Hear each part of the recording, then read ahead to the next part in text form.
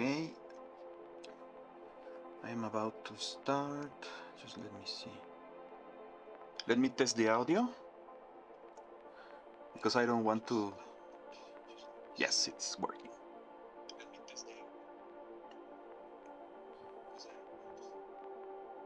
Okay, now let just me mute my phone. Perfect. Okay, 5G. So let's give it one more minute for everyone interested to join in.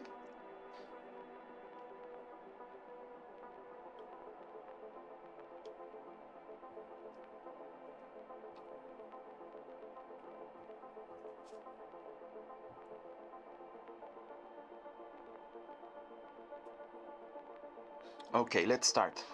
Hello everyone, it's me again, Ismael, also known as Snufkin. This time I will continue developing the Uxntal Testing Framework that I have been doing the video series about. So let me check. First let me show you how it's looking now that I have done some adjustments. So in the left I have the library itself, and here in the right I have a test using this. The way you use it is you just include at the bottom the name of the library, which is Uxntal, and it is in source. So I just use source and send.tal. That will include all this code at the bottom of this test. And then here I just create a vector in the reset vector. I just call it test optional names. We are testing that this suite, set, and subset may have optional names here that I'm providing. And we have some functions that allow us to colorize or uncolorize the output to increase the verbosity or diminish it. And then we can create a suite. We can create sets, subsets, and then our actual test would be this. The test has an optional message that is shown when it errors. So for example, this one doesn't have any message. Okay, and now below here I am using a routine that logs memory, and I just want to see the values of the internal variables inside Zen, because I was testing here the reset function. So let me just find it. Here it is.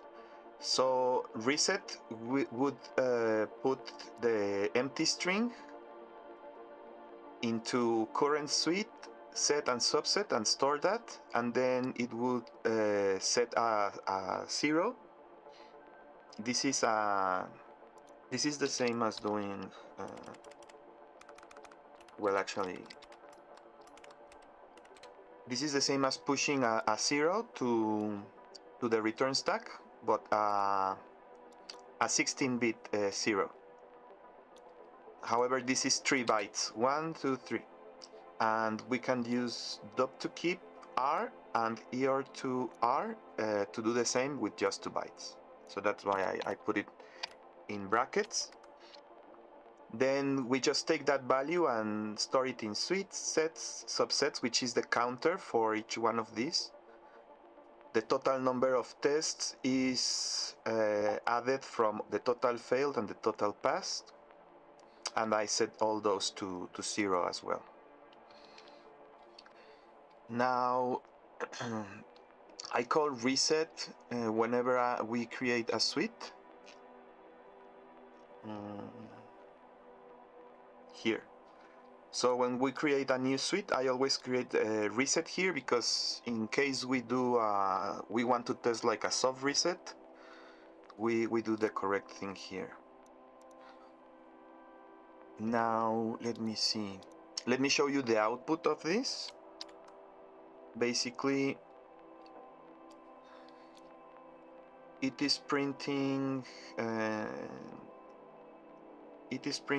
the name of the suite here.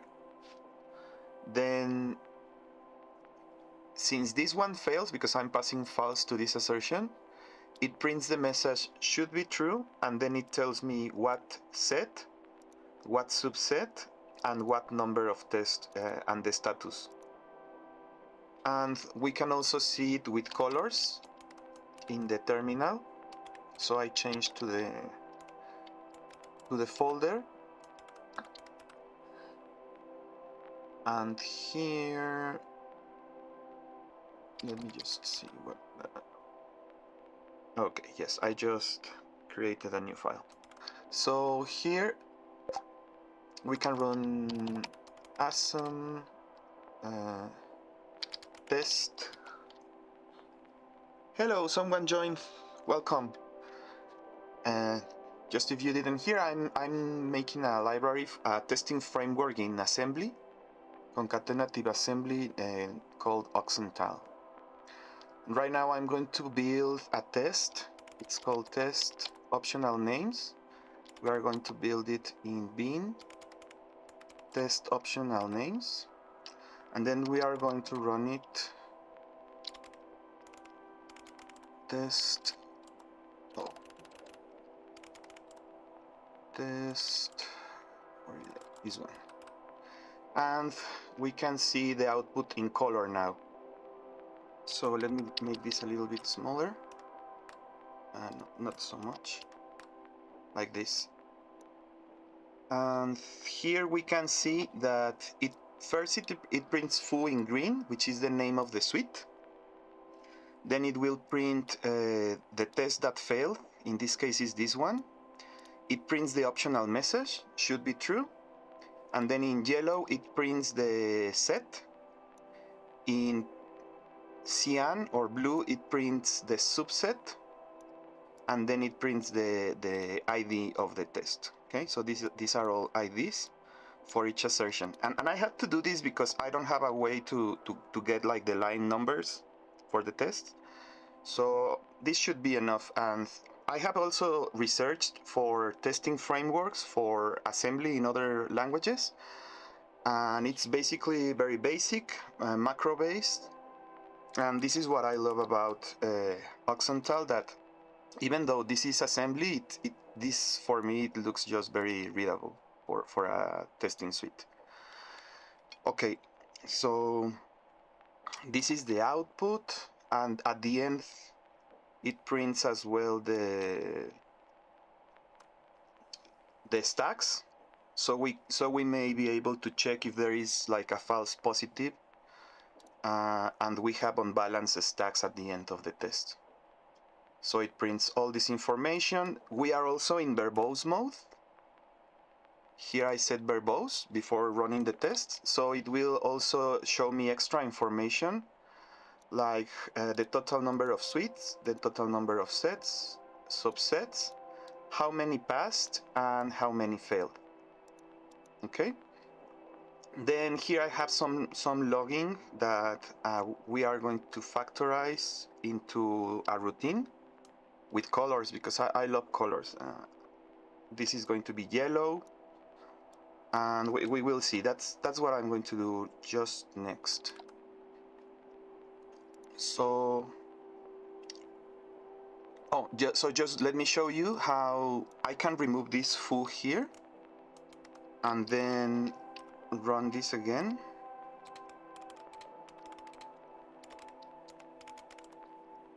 Test optional names, and now you can see that the first time it didn't print the suite. Okay, let me just comment everything here so we can just focus on that feature. So I'm going to comment all this, and we are just going to focus on this one. So I have removed the suite name. Let me now remove the set name and run this again.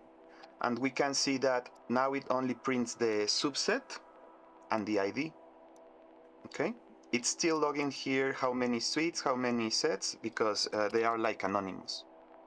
And finally, I can also remove the subset name, and it would still count as in the counters. You would see them increment, but you wouldn't see this extra logging that was here before. Okay, if you so desire. So let's put an optional test here in this test that passes.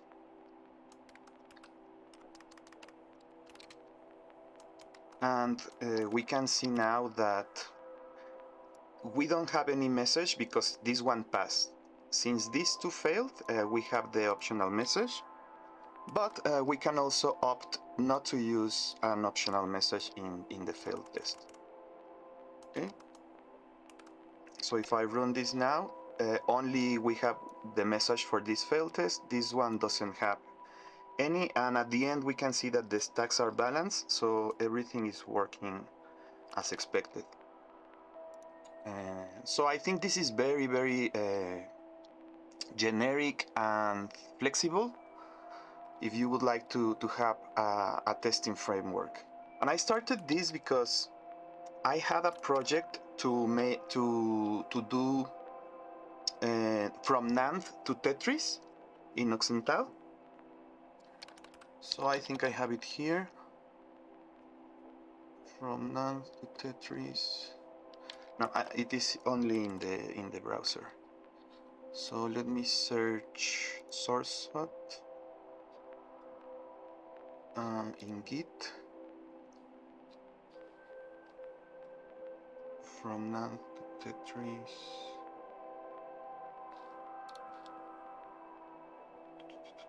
Oh, okay, maybe it is in GitHub. GitHub. Okay, so show my repositories. Here it is, NAND to Tetris.tal, and I am going to create also a file to paste all the links that I'm going to be referring. So I was doing this library, and I started doing this testing framework to test all the gates, like this.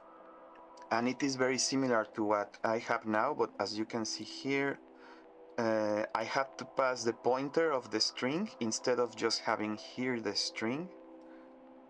And at the bottom, I would need to have the messages. So this is an evolution of this framework. Now let's see. Okay, so first I am going to make this a routine. I like very much how, for example, in Julia, you have this function. For example, we create a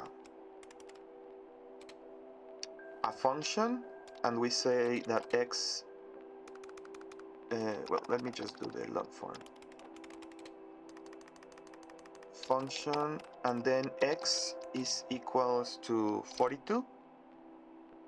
Okay, and then we can do a macro which says at show 42, and we end the function. Now if we call this, we can see, oh, sorry, I wanted to show actually x. So when we call this, we see this debugging message, and we don't have to interpolate the string or anything like that. It's like pre-formatted for us.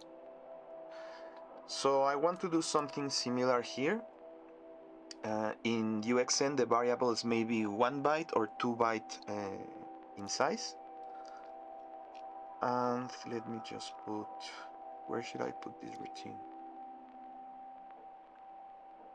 So this should be a logging function, which here I have the logging functions. Oh no, it is way down. This is the end. And these are the strings, and this is the, yes, so here are the logging functions. So let's create one that shows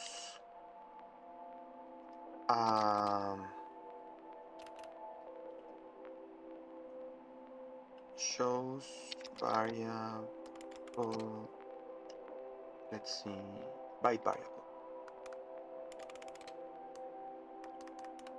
And then we can have one that shows the short.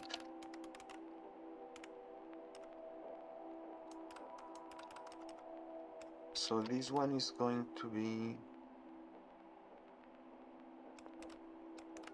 log show byte, and it's going to take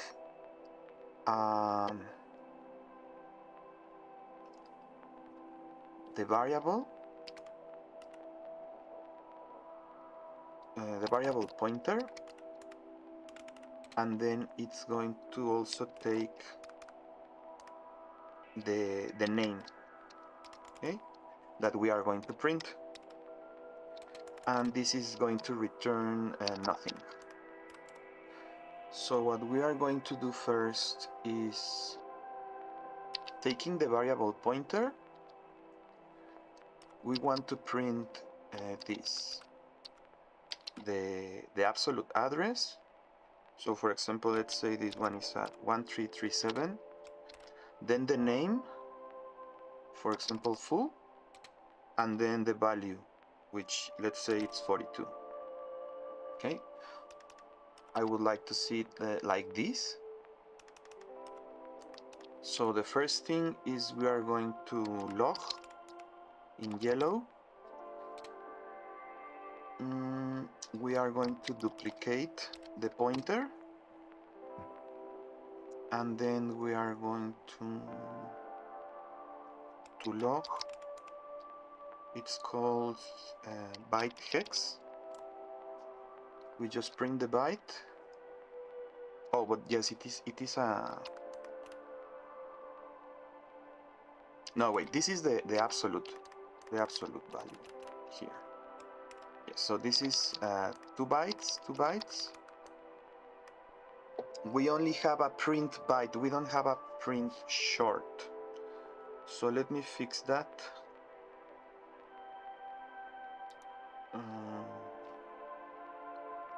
We need here log a short in hexadecimal. I believe we just need to do swap, and then byte hex, and then we just fall through.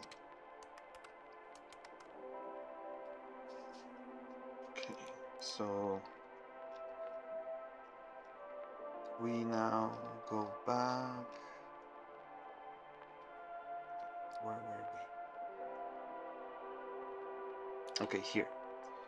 So first we log short hex. So we are logging the address.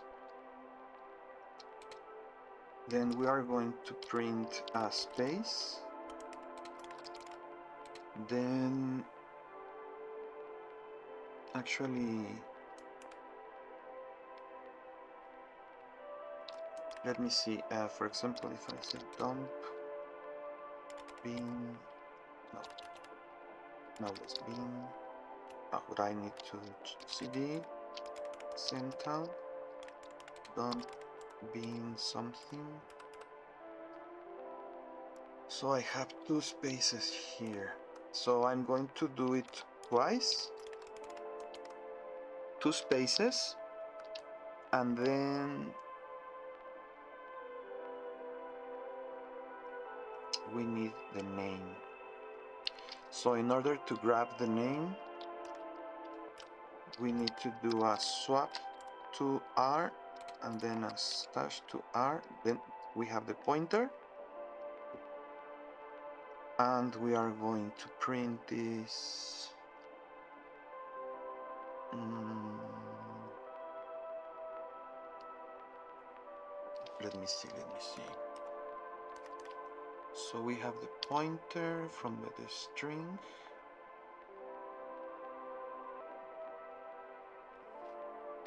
We just print the string will be in cyan. Okay, so log cyan, and then log c string, because this is a counted string. So once we have done that, actually let me just do it once here. Just don't complicate it. Just one space, and then we will here another space.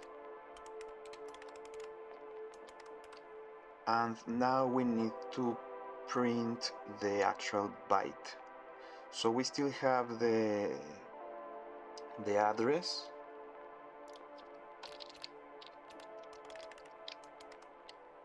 And in order to print that, first I want to check. First I'm going to load it, just 1 byte. And I'm going to check if it's 0. Okay. So if it is 0, I'm going to reset the colors. And then first I'm going to duplicate this.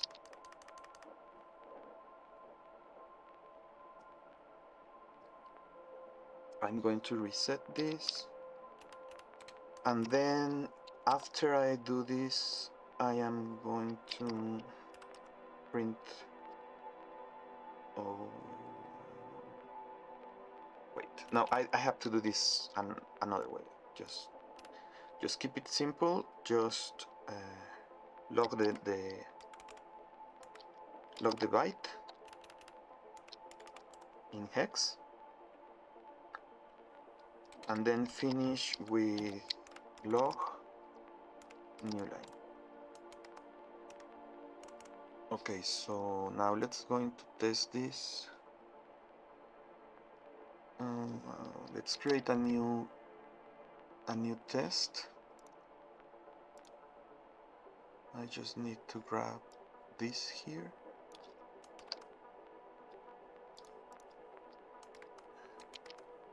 So this is going to be called test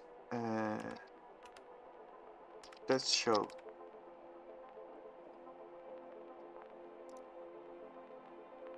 So now I'm going to put here test the suite is show. The set is show byte. Oh no, well, show byte should be here because it is a subset, or just here byte and here show. Okay, and then I would be able to create another set for testing the other function. So this would be, I'm sorry, another subset.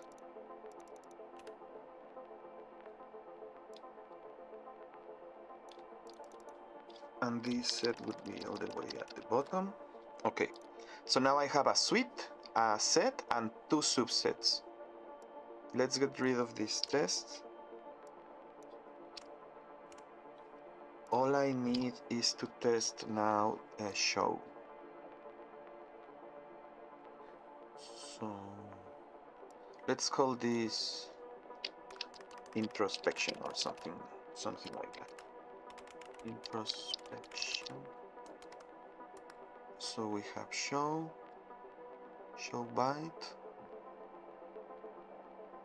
and here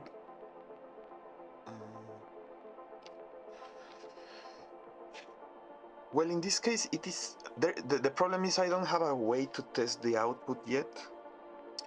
So let's just run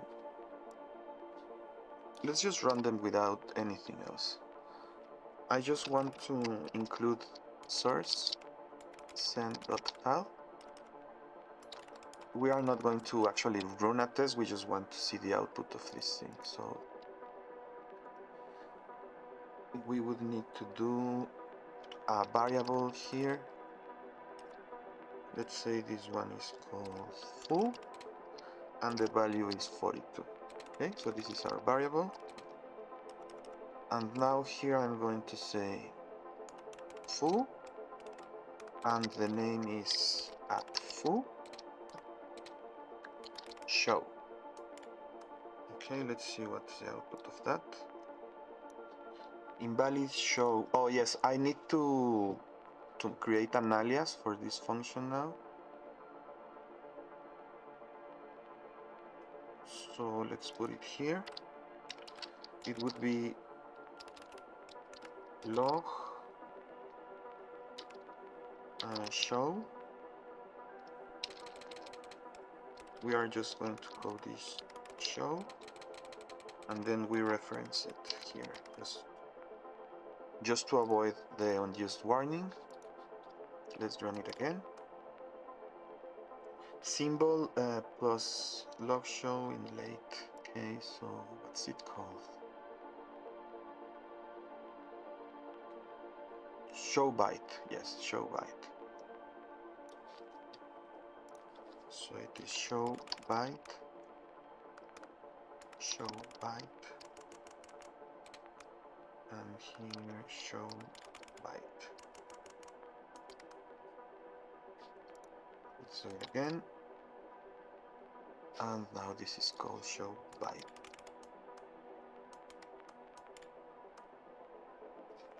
So now it says there is no short hex, but we created it. Let me see what's going on.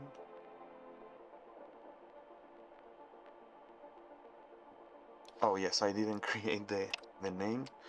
So this is nth short hex, and it takes a short. Okay, let's do it again. Let's run it here so we can see the color. So it's assemble test show bin test show.rom and CLI bin test show.rom, and there we go. So it printed this. This is not yellow. Wait. Oh yes, yes. So I think it's fine if it is in purple. We only need to print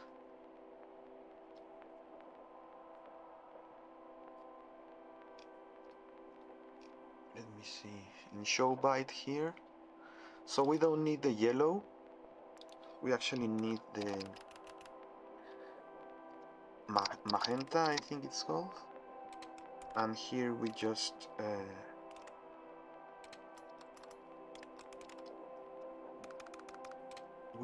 print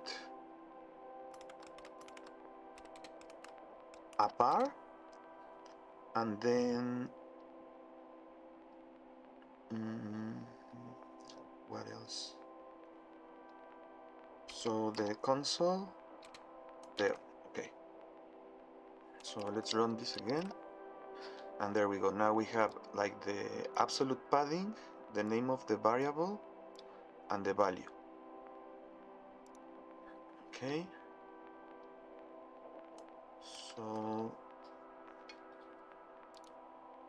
and we could also put this one here.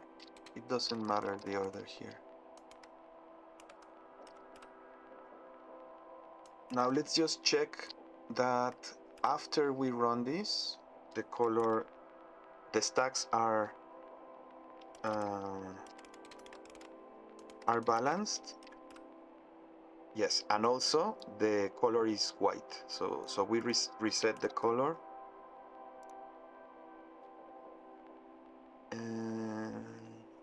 I think this one is the one that resets the color. But the point is it works. Now let's just do it for show the short.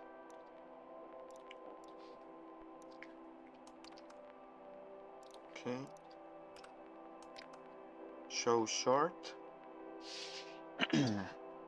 And in here, let's see.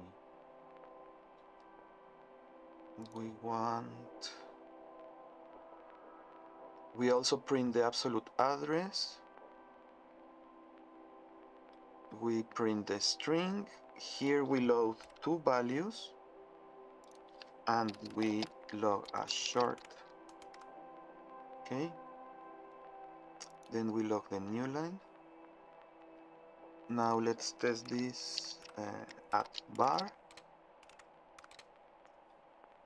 1337. And now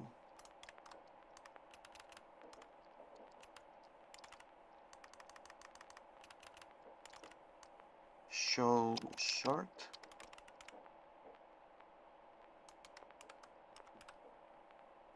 Symbol duplicate show byte. Yes, this is so short. Reference invalid show short.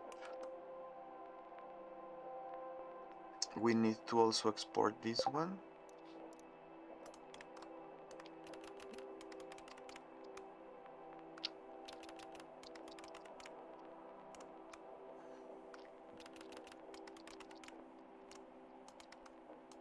Okay, now it should work. Yes, there we go. So now, since this is 2 bytes, let's add a star so we can differentiate that. Oh no, maybe not.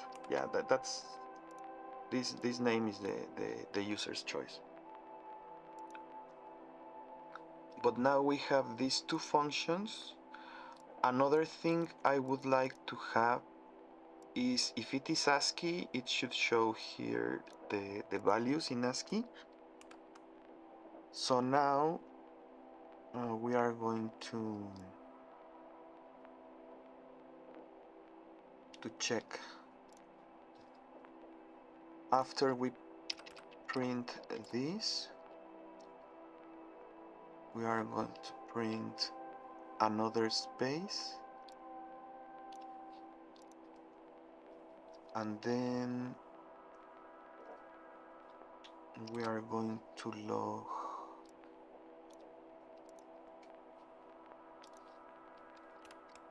an open bracket,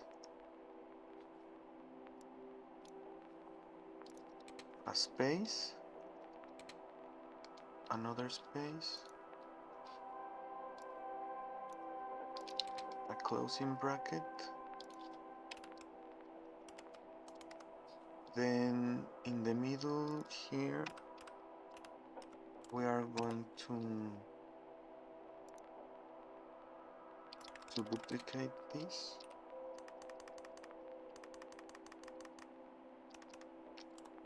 then if it is ASCII,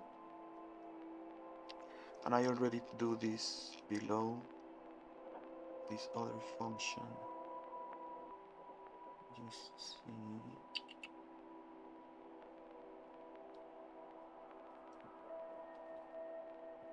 Here is loop chars.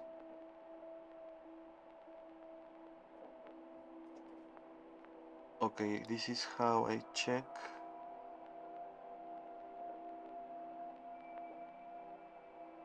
if it is within the ASCII values. If it is less than del and more than space, we print the a dot. Yes. Okay, so here I'm going to test a space is just 20. hexadecimal, and del is, I believe, 7F.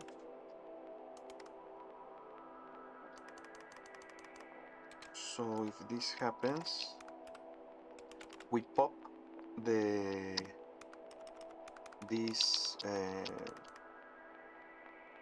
byte, and we push a dot.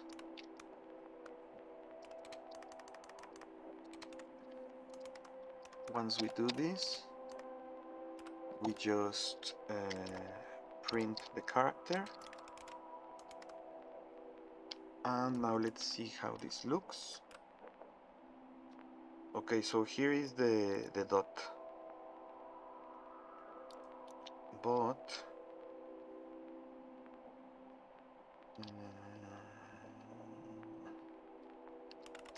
print f x f42 dump. There is no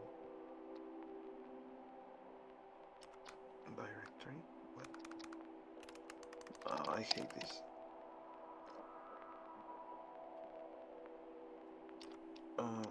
Okay, just hex dump C. Okay, so 42 is B, so that should have a printed B. So we have our logic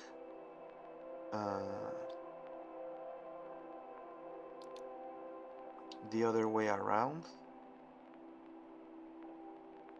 So let's say this is what it was, 42. So this is 42. 42 is greater than 20. Then we swap. Is it less than? Yes, because it is just that if I yes, if I do it the other way, then it prints.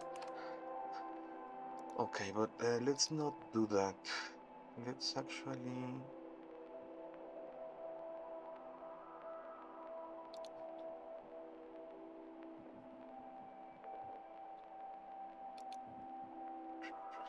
how do we negate all of this?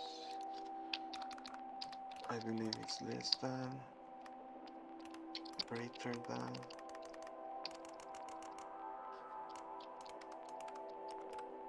Yes, that works. And now, if we say that,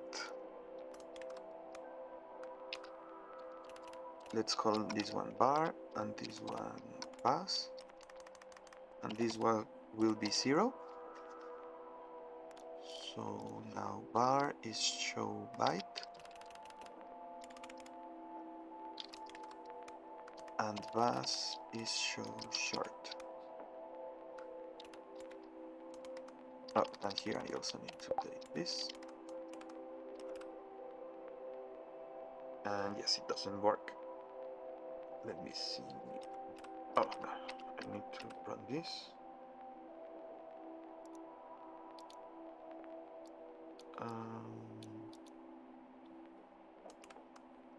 So that is the dot.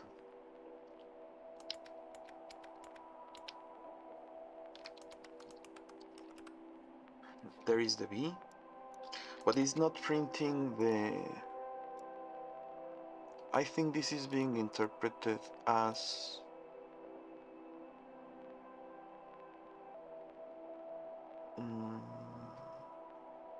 yes, it's like being commented out.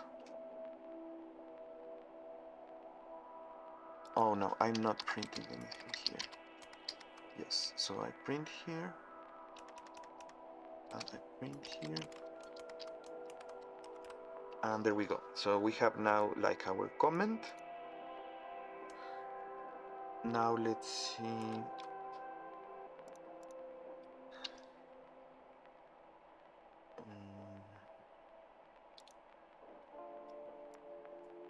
I just invert this. I don't need that.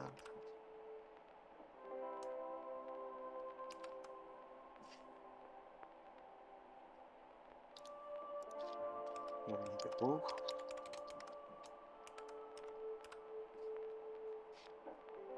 Okay. So we have already popped here.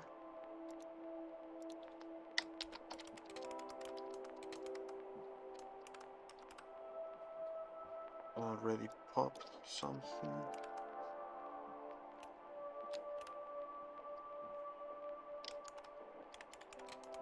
So this is running here. Okay, we have an error here. This shouldn't be happening. Let me check.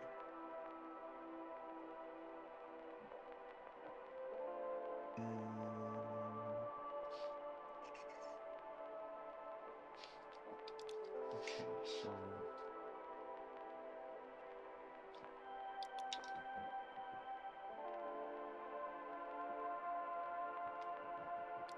if I neglect this.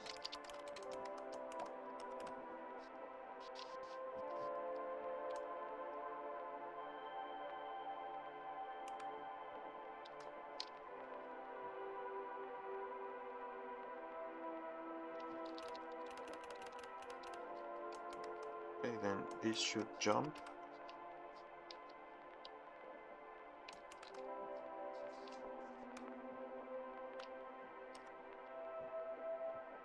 I am duplicating it here. Okay, so here it is a space. Here is the open bracket, another space. Then we check. Here is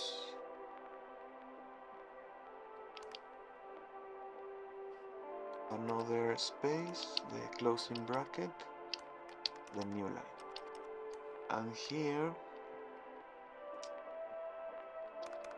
we are doing DL to 18. Oh.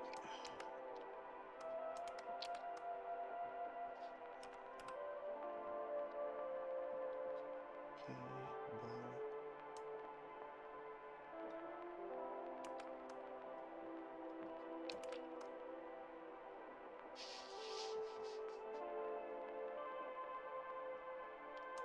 But why is there is something wrong?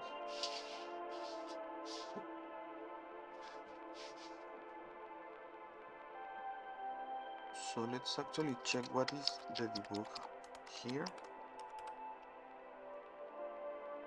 And here we can see we have the 42.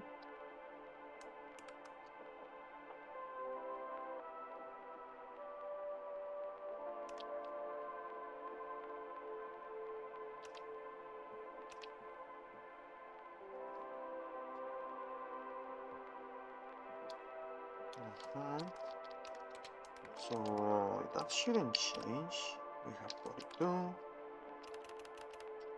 When we get here,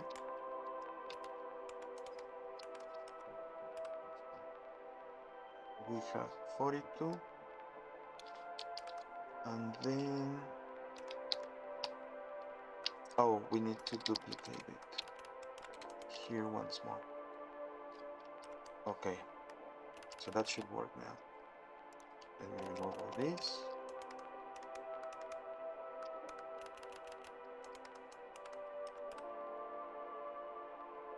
Okay.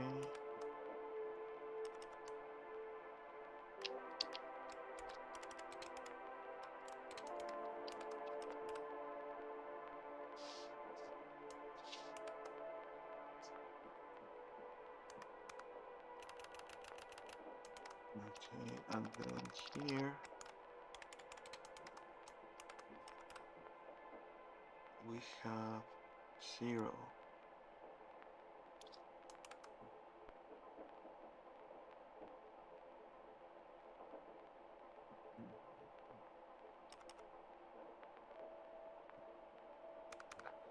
Then we just need to duplicate it once more. There we go.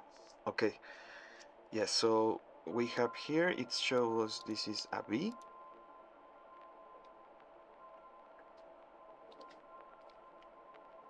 Now let's just put one more space.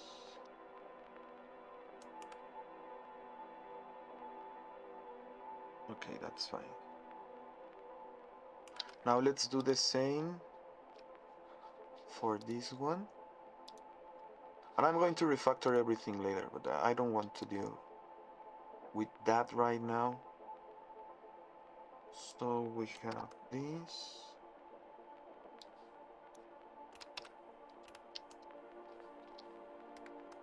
Here we duplicate 2.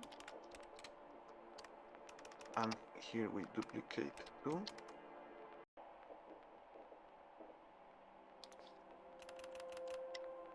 And that should do it.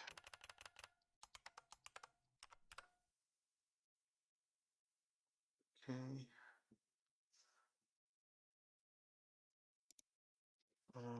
Let me see what happened to the music. Okay. So now let's run it again.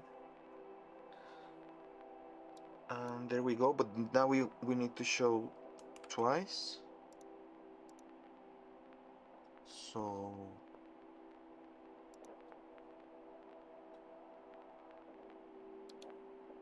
short hex. Okay.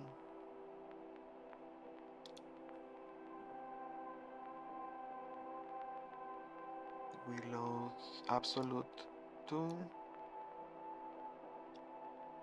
And then this is short, the new line.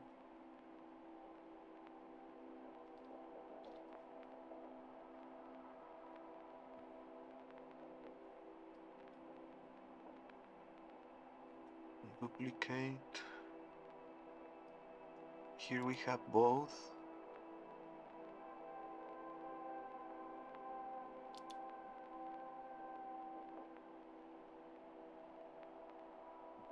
We need to swap these two.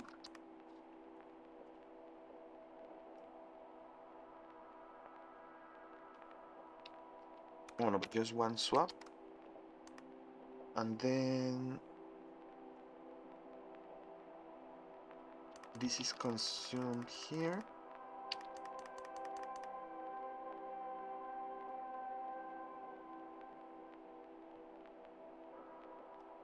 Okay, let's actually write something that I can. Let's put A, B in bus. Okay, so first we need to do the first one. Okay.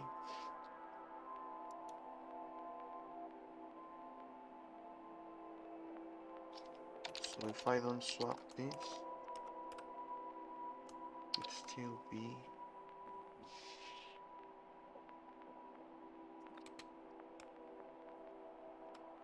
Okay, let's make this easier. Let's just 1 and 2. That way it is 31 or 32 hexadecimal in the stack. And here we have 31, 32. We consume the 32, but we didn't consume this one. So that is why here we swap.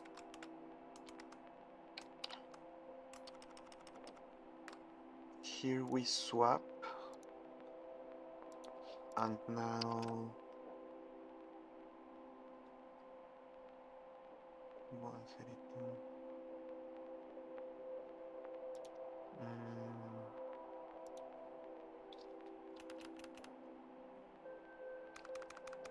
We need to swap here. Okay. Now it prints 1 first.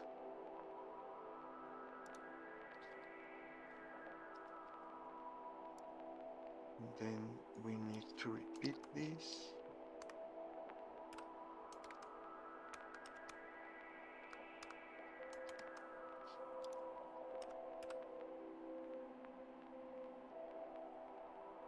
We are left with 32.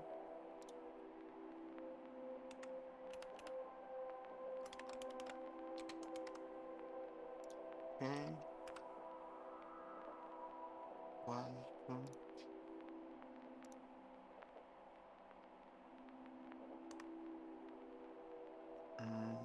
Let me understand. Dupkeep. Yeah, it was dupkeep.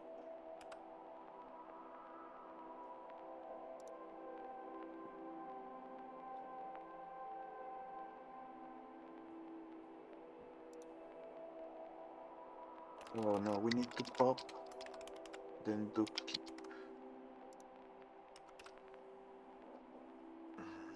No. Okay, let me stop guessing. Let me put here. Oh.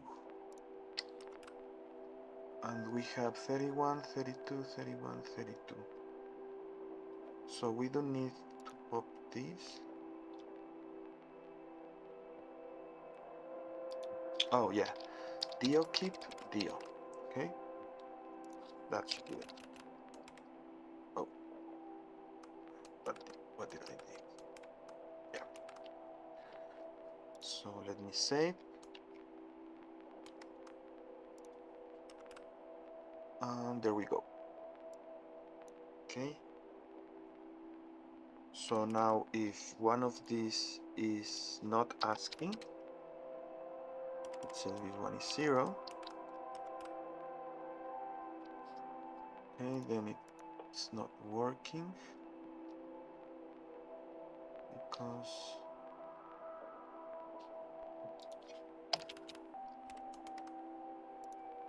we still have stuff here in the stack.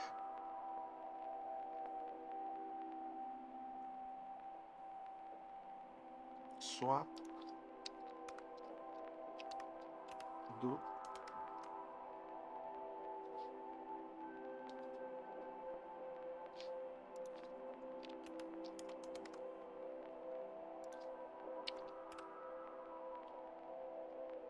And here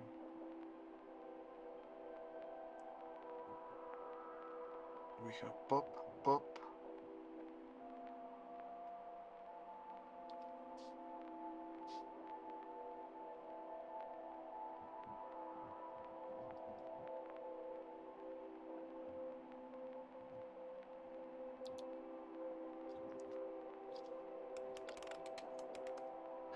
I think it should pop it.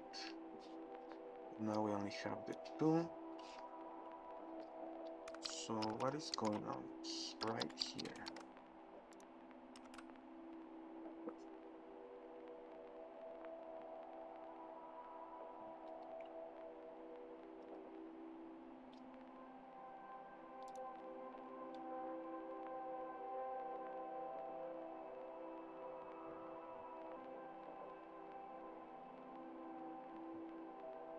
Oh, okay. So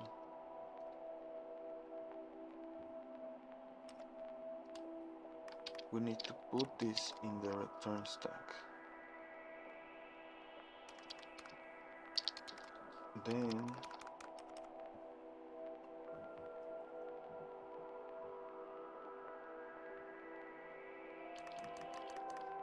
okay, this one goes to the return stack. This one goes just here. So the first one. Oh, but that would be more difficult, right? So let's put both on the return stack. And then here we do this.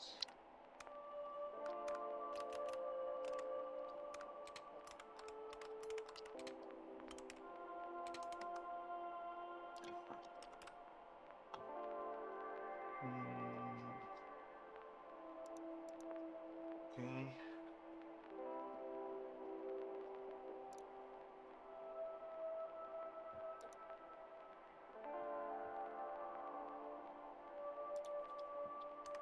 So here I pop.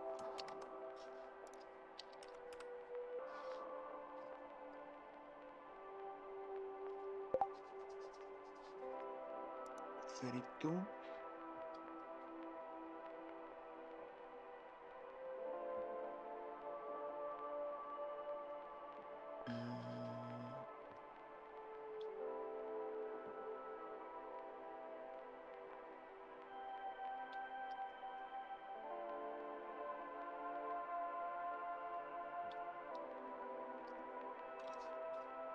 I think I complicated this too much.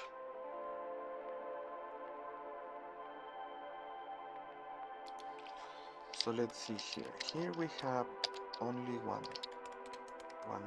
time this. So we have 31, 32. We swap them, and then we duplicate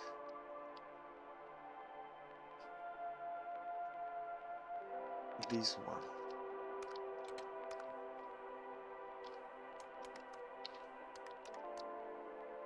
Okay, if all this happens, we just stash. And then here, okay, now we have only 32.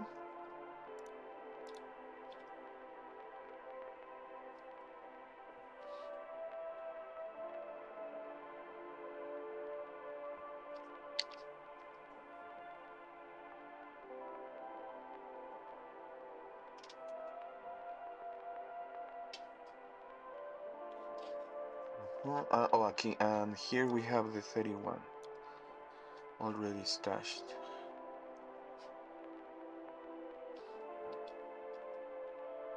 So now we duplicate this one, we test it,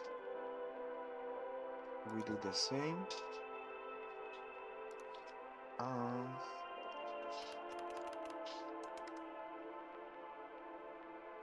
here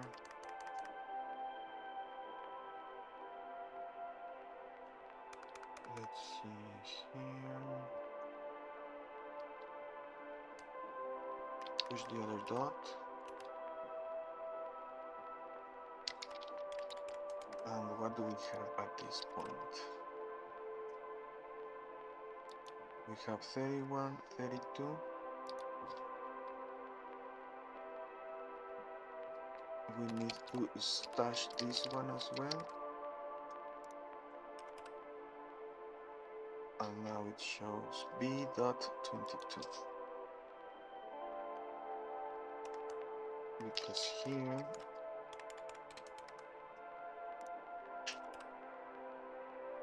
we have 32, 18. And then that goes deals.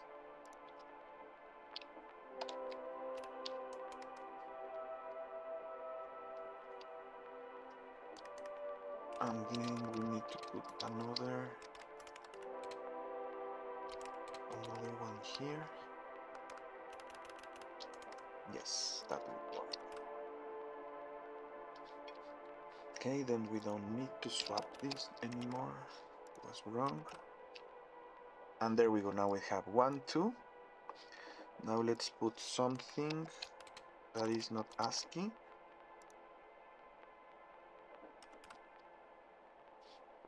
And now it only does this,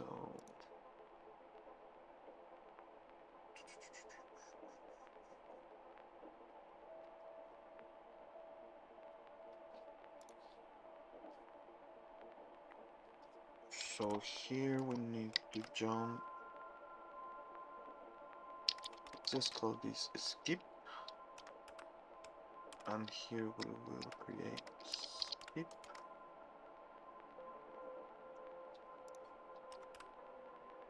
And there we go. So 1 and then the dot.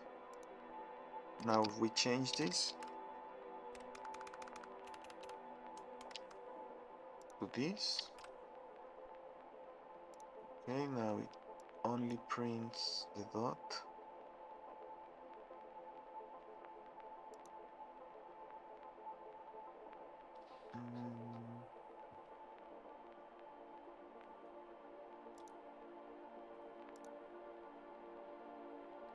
It jumps here.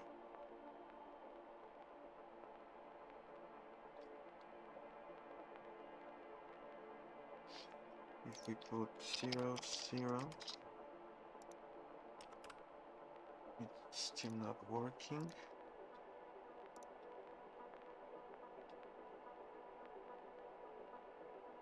So we jump here.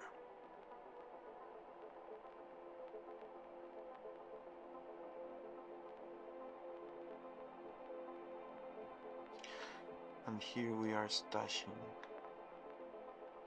Here we are already popping and pushing this directly.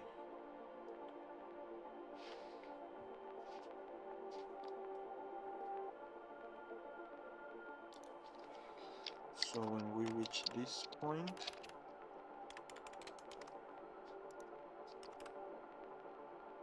we have 1800. Okay, let's just put 01 and 02, so it's still not ASCII, but I can differentiate them, and I don't see that here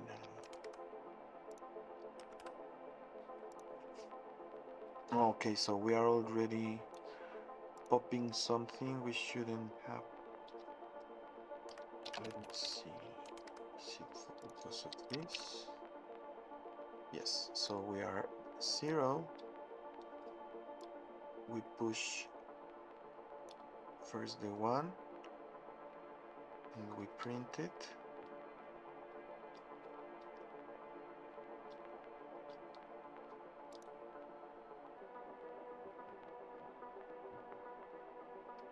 And we have the dots here.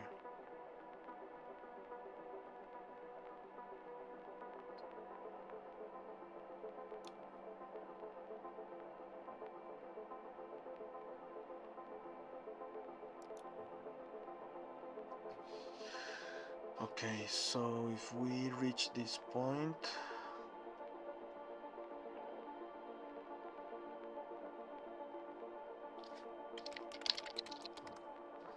here we were popping, and that didn't work.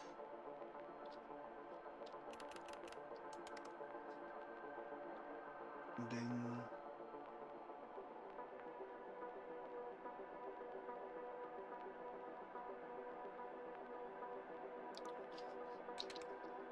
because we shouldn't be reaching this part.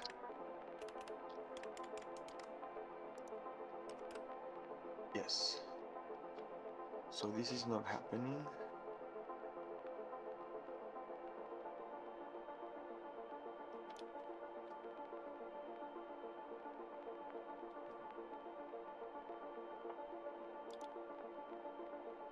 Why is the one there?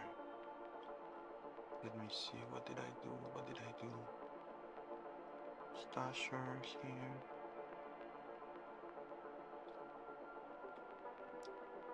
Pushed here.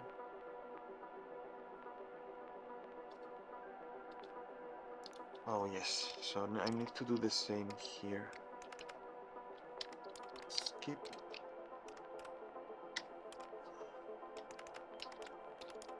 Skip. And yes, now it works. Okay. But we have a dangling here, so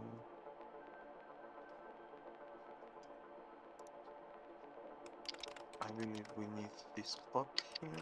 Yes, perfect. So now we can see the address of the variable, and we can see the content, and we can see if it is ASCII. So for example, now if I do A here, so this is the value, this is not ASCII, this is ASCII.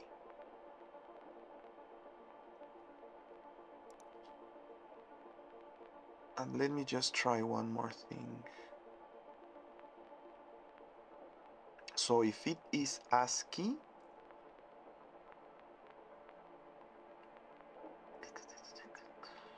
no, that's fine, because this is like a comment. So everything here is gray. We see here that this one is B. So I've put 13 here. Now this is not ASCII. This is not ASCII. If I invert this,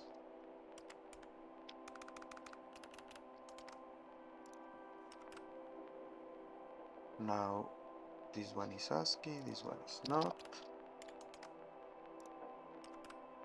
Okay, so that works.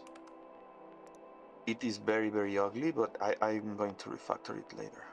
Right now I just care that it works because I need it to help me debug this. So now I can just see the variables like this. And for example, since this one is 2 bytes, I could even put this star here just to show that this one is 2 bytes. Then let me see.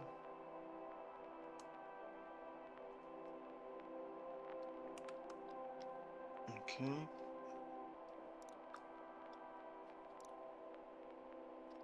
Now let's see how big is the library.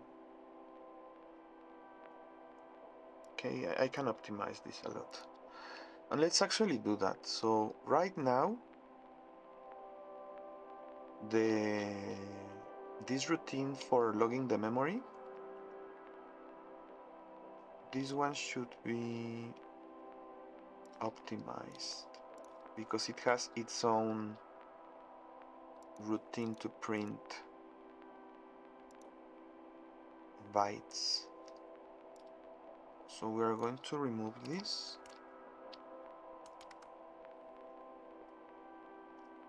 And here, let me see.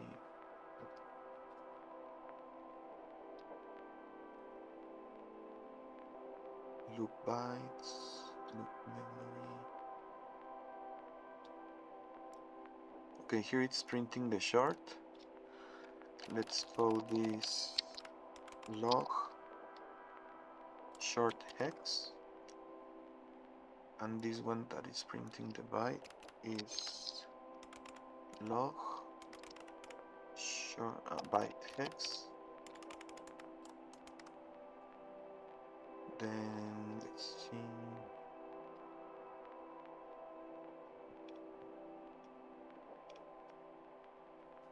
Here it's also printing the short log short hex. Okay, now let's test this. So this one is just a generic routine called log mem. You pass the, what is the API? You pass the length first. So let's say we have 16 bytes from the band 0 and then the address. So let's say it's the reset vector. And now let's print this. And there we go. This is how it looks. Okay.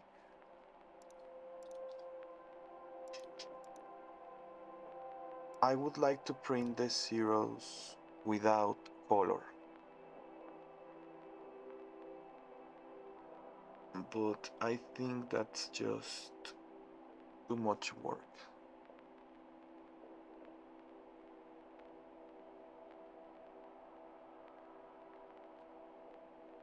Yes, I am just going to leave it like this, but also print this bar is going to be in magenta. And this one at the bottom as well.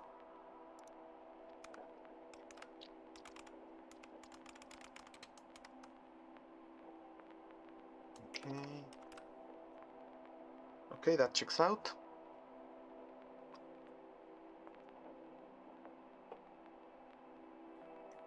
So when it is a short, it prints like that. Okay, now I don't like how it looks. It's too magenta for me. So we are going to pass a function the color function to the routine here.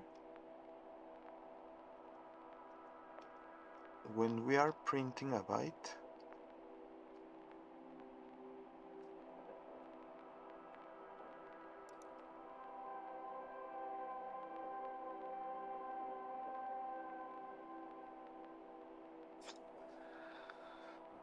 so we are using this magenta here. Instead,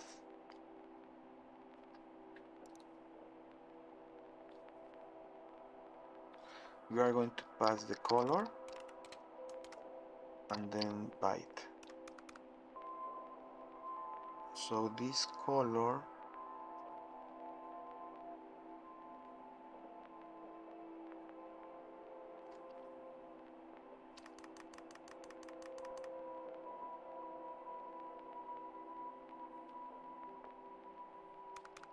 here we have the byte.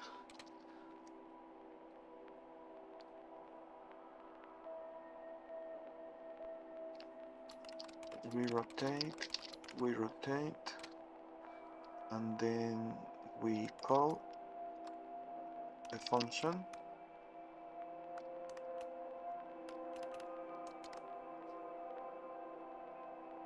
Okay, and then here we need to pass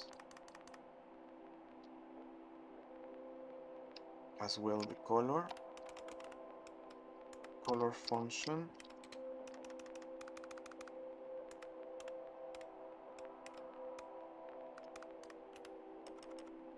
So here the color function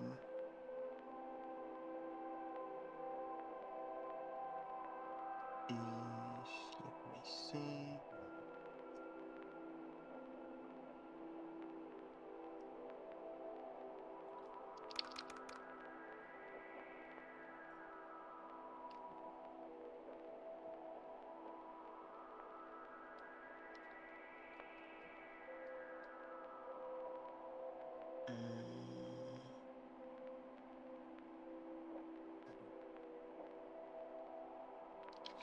okay, so instead of just swap, we are going to do over 2 and then rot. That should be it. Let me test it. Okay, so let's see, show byte. Here will be log green.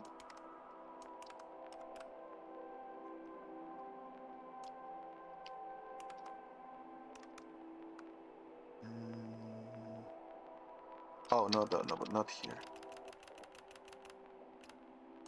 It would be in show byte.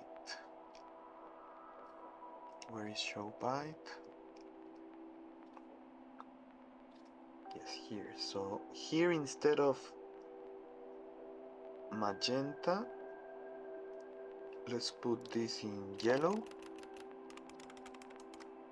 Now the bar will be yellow. Now this log short X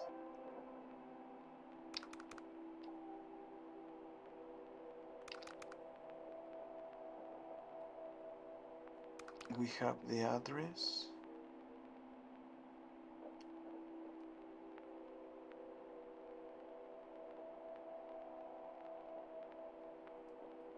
Oh yes, because this one is in the return stack. We have the address.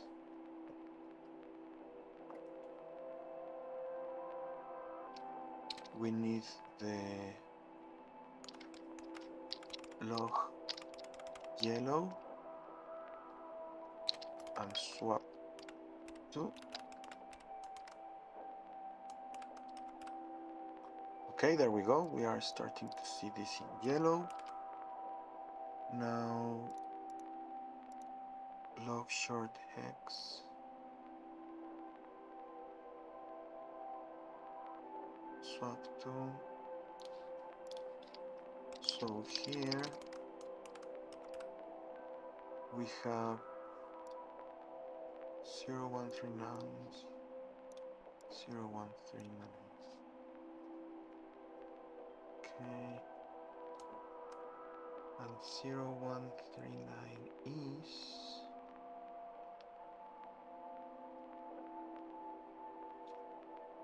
I should sort this. Yes, because this is not very useful.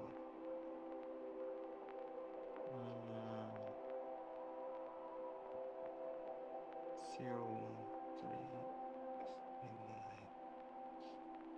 Yes, I'm not going to find it this way, because if I run sim of being test show unless, and the number was 0139.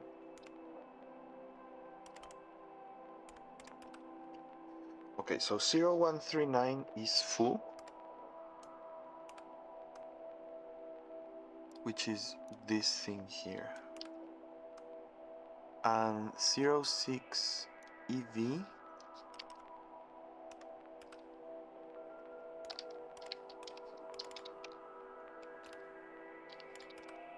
is yellow. Okay, perfect. So that checks out. So we have the yellow and we have the string. Now when we get to short hex,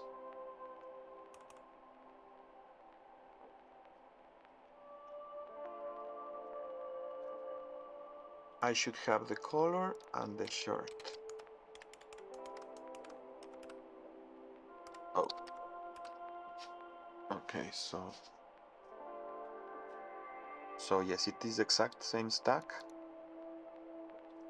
except that here we are in another routine.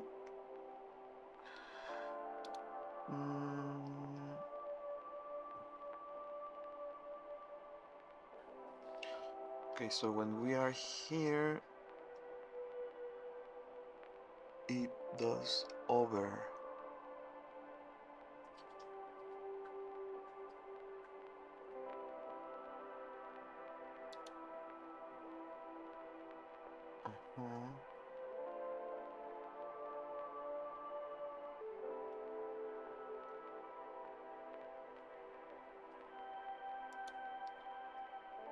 Okay, so we have the color function and we have this.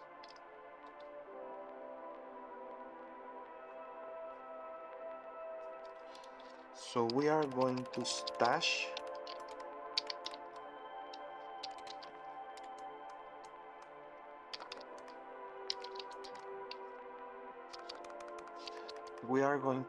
the value,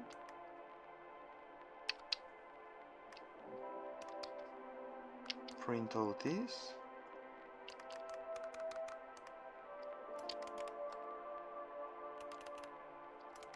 then we return this,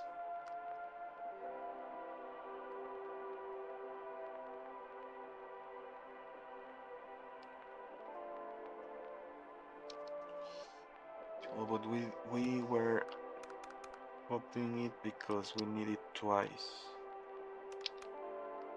so that means, what's happening, Mario?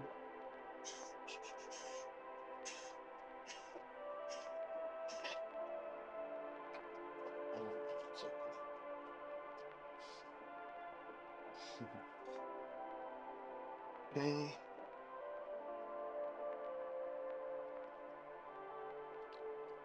So where were we? We have color.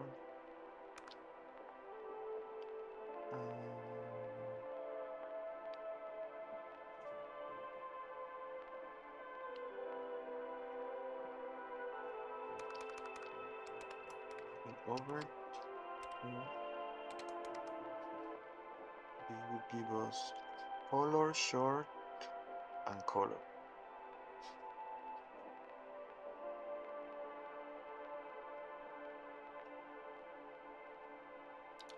Yes, so let's do this like this. So we would have the color, the short, Then we do over 2, we have the color again. And now we need to split this. So here we have high and low and the color. If we do rotate once, that was the error, yes. If we rotate once, then we have low, color high.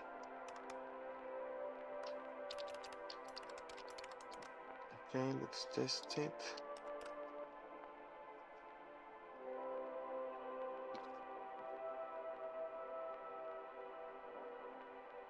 Zero, 1, 3, 9.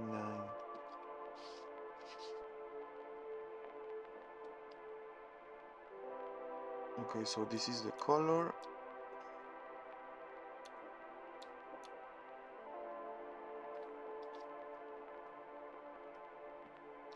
And this is the hex.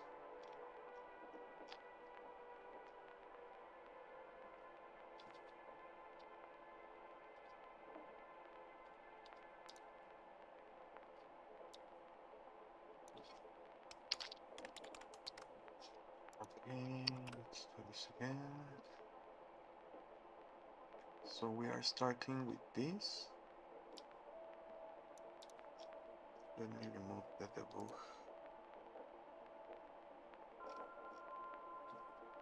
The debug here.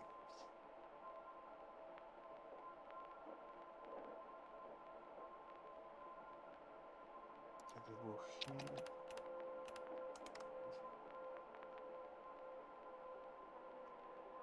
Okay.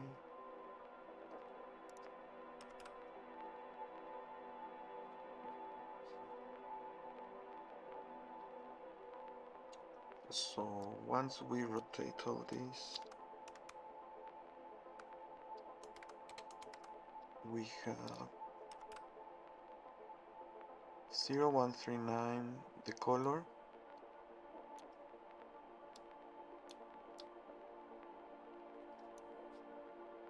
the variable, this is an E839.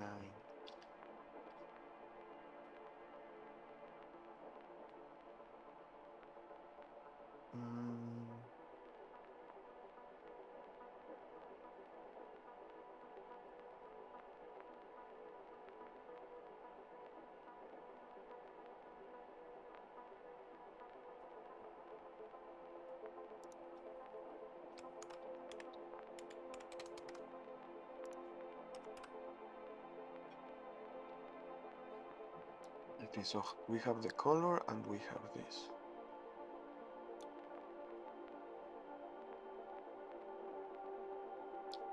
So these are the two, the high and the low.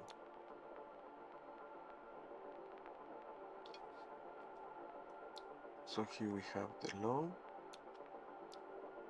and the color, the high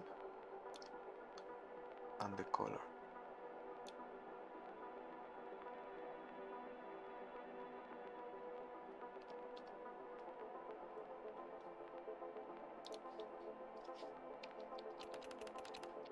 Okay, so when it gets here,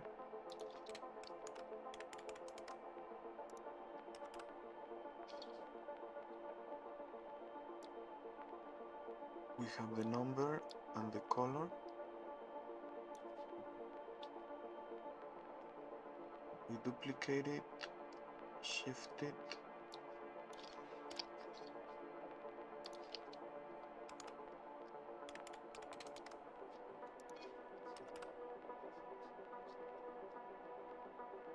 this is the color, this is the color, 03.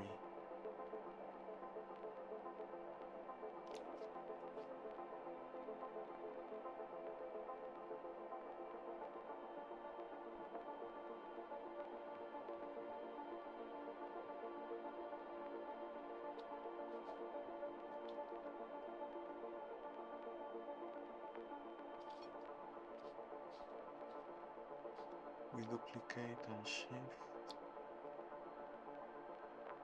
This is the value. This is just the shifted 3 here.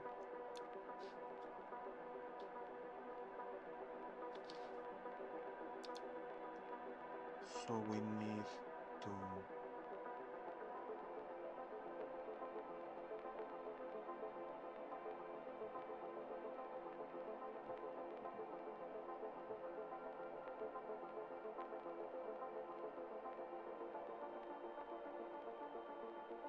nibble hex, nibble hex.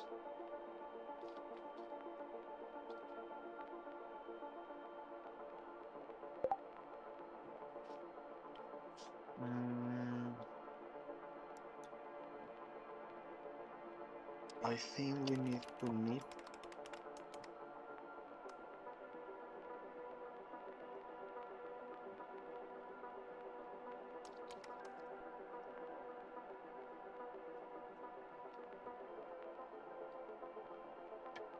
No, no, we can't knit it.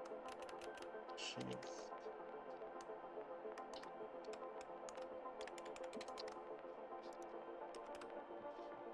Okay, so here we have the color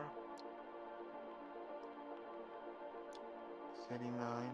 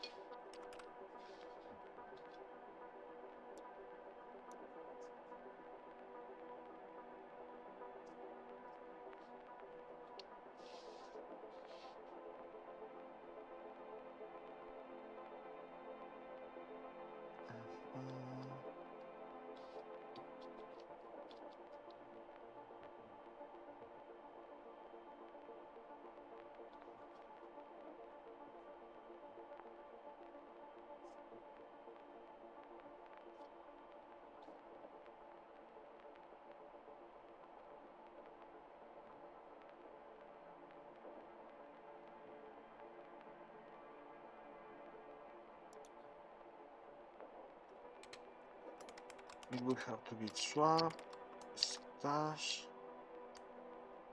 do this,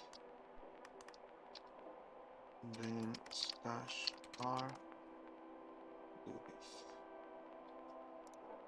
Okay, this is the way.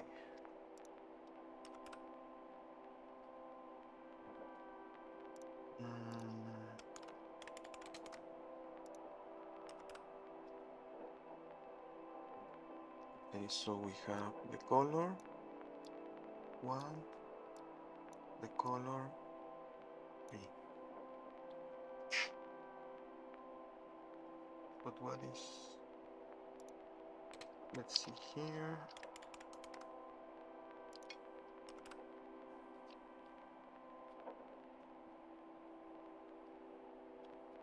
Okay, so this is not returning here.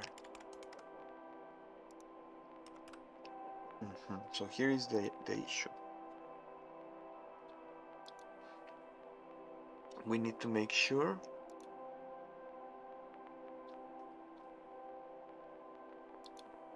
that at this point it is the rot I was doing. Yes, so now we have here this. So let me remove all this.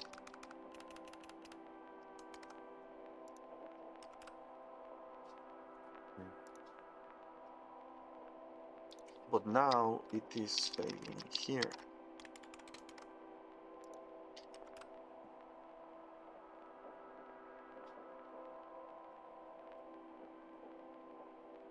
Let's remove all the debugs.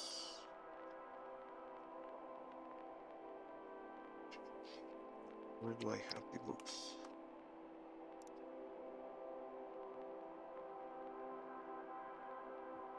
Here and here. Okay. So now when we are here,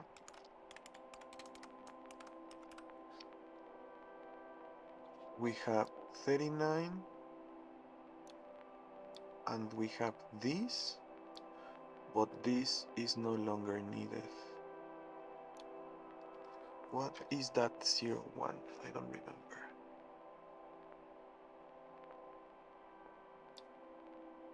0139.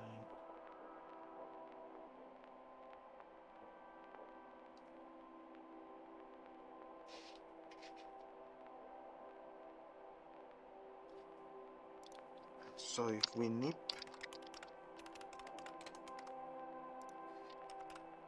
there we go. So now we have the full number here.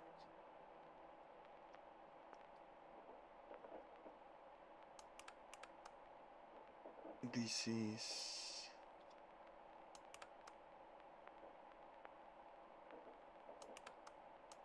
show byte.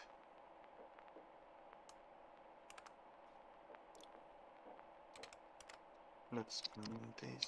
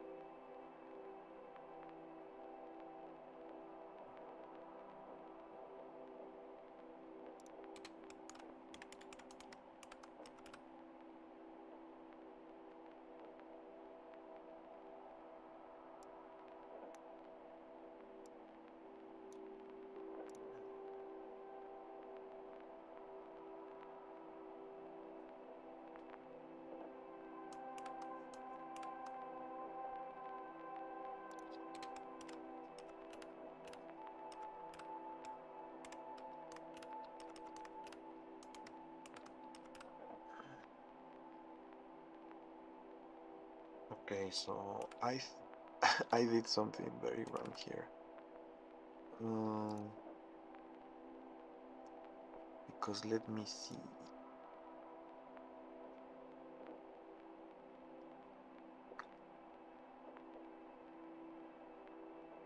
We have the color and the byte.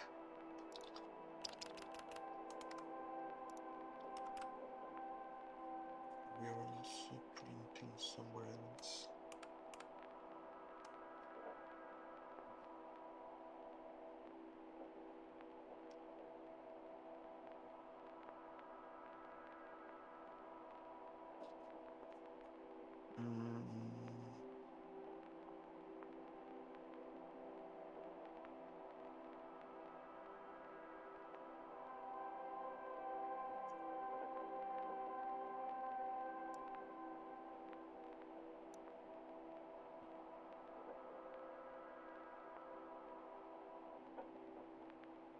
Full show byte.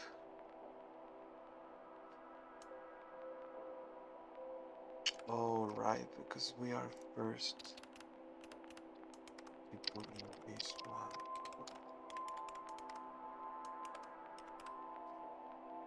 So we have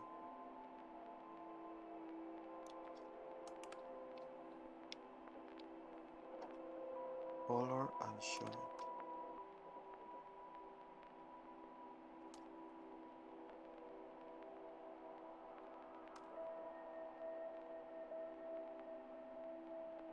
Color and short.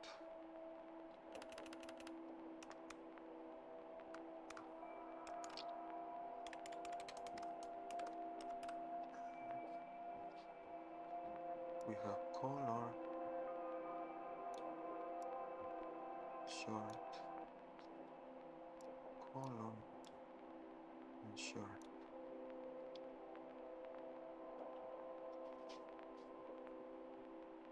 Okay.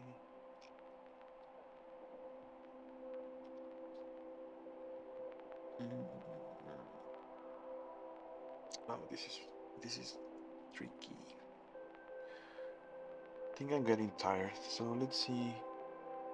I think the test for the stream is perfect. I have managed to get a little bit more quality of the streaming in my device. Let's just give it another 15 minutes and see if I can fix this. First, let's see that this is the correct address. Because once we finish printing that,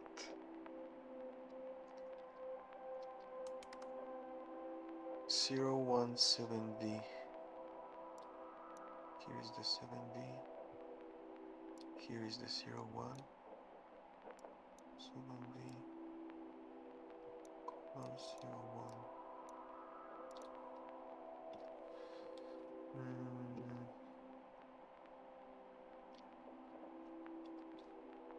No.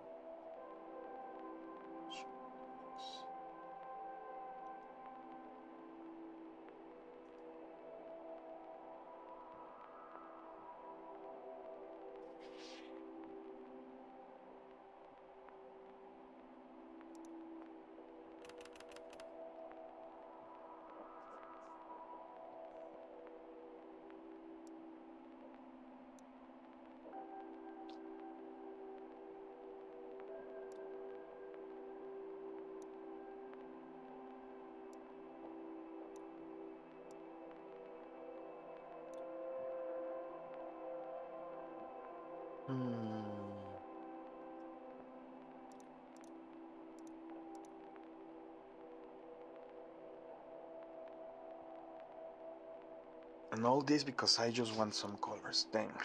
Okay, no problem. This is supposed to be very, very readable, so I think it's worth it. But it is still assembly, and sometimes it just bothers me.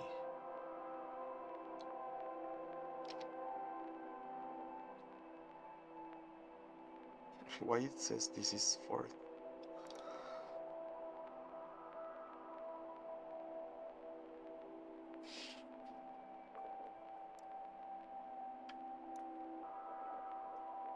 I think this is wrong, actually. Like, how do we know? Foo is 011E. And here we are printing 1E7D.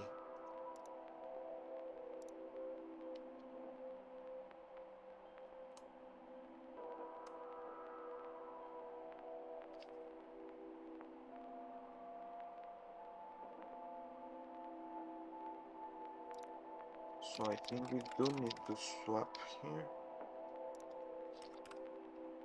017D. Okay, so now we are printing 01, but this 7D, where is it coming from?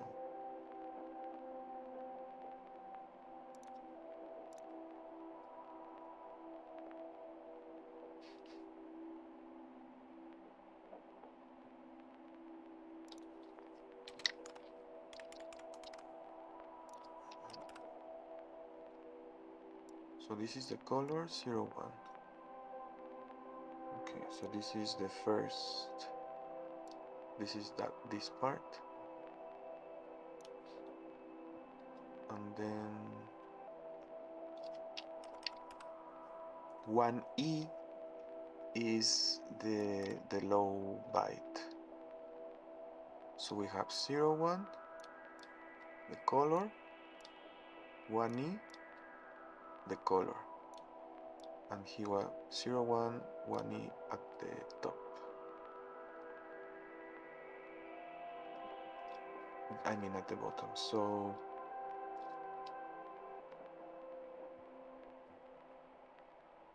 the first byte X is called with this, the second is called with this. So let's just check. So here we have consumed this.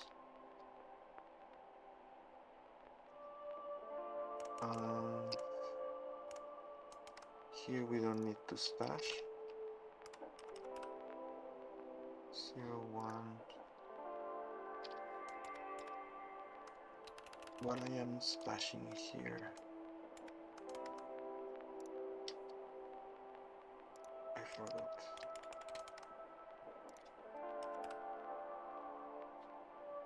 Okay, so we have 06d6, and then we have here 06d6,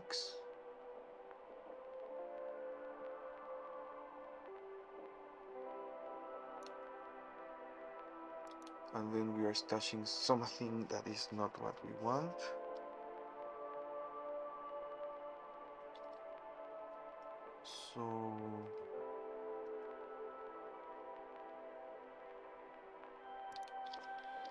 So here we stash.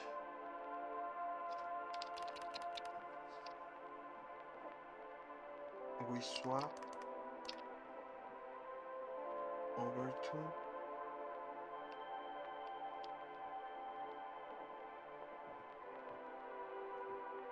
rotate.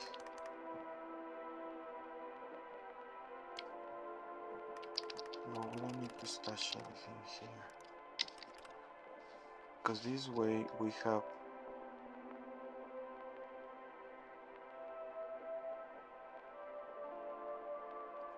06d5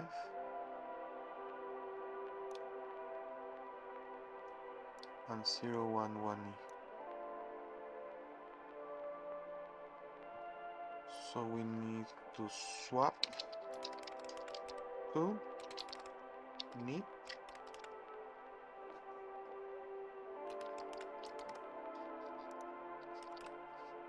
There we go, 011e at full. Yes, that was the issue. Okay, but now we can print it in the color we want. Now let me just check. After we print the full, we are still left.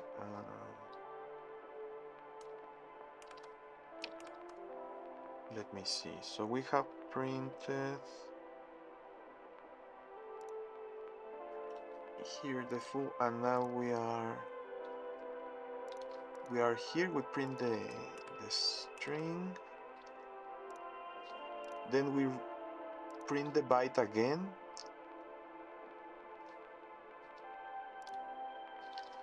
We need to pass the color now. Now it is going to be magenta.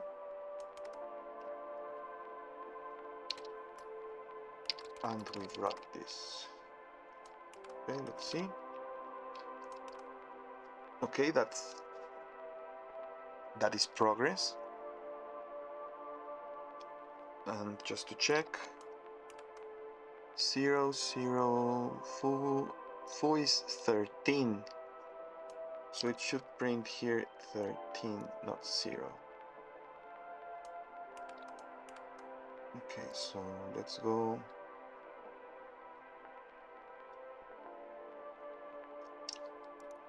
The address and the name.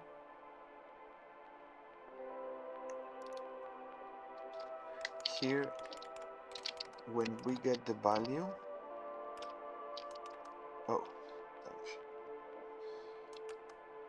so let's exit here with 0, 1, 0, F,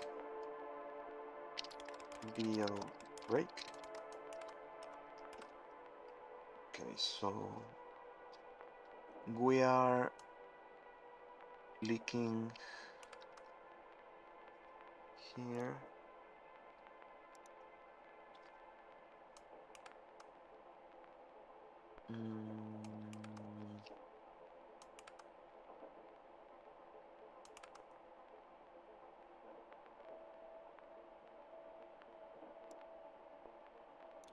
So the address here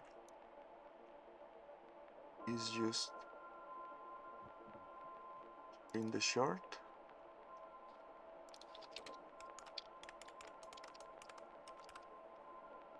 Zero, 1, 1. Okay, so here is duplicated. But when we reach this part, we already don't have the address. So let's see what is going on. We duplicate, we pass it to hex, we print a space,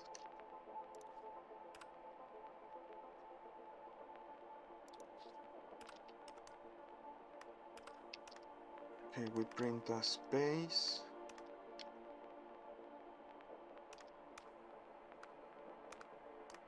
then we swap them, we stash it.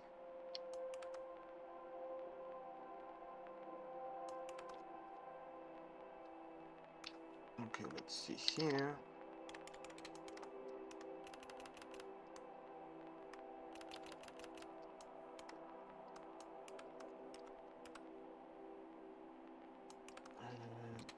Okay. So we already lost it, but why? We duplicate it here, we pass yellow, swap, and pass it to short hex.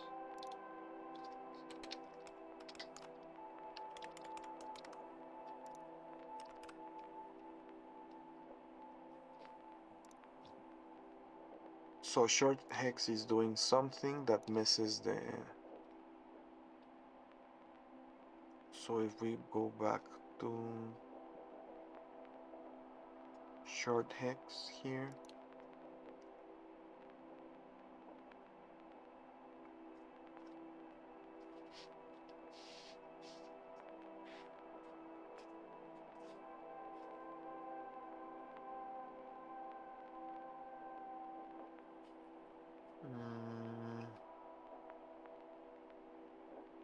so when we exit from short hex, we are already in problems. Because here we have 01E, which is the value we are going to print, and the color. And here we have the copy.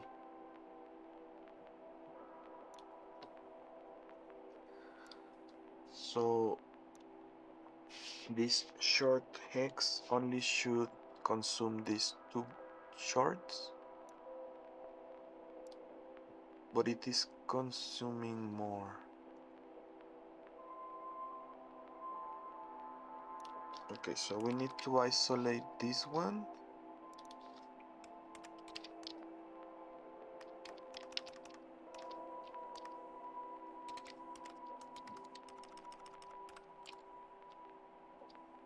Let's say 1337 log short hex.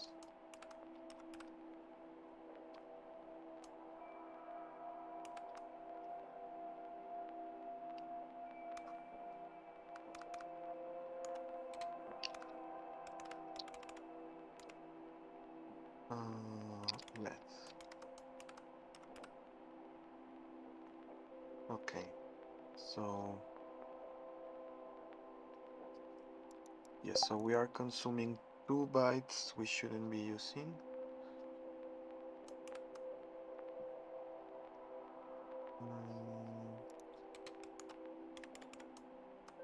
But we already have that here.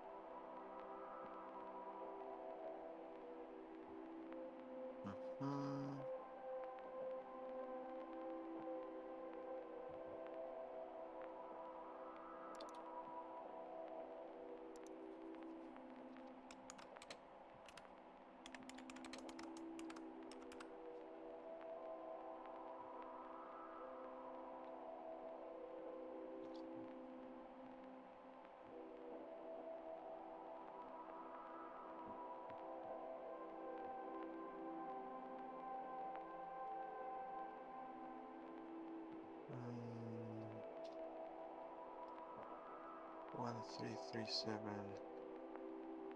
color, okay.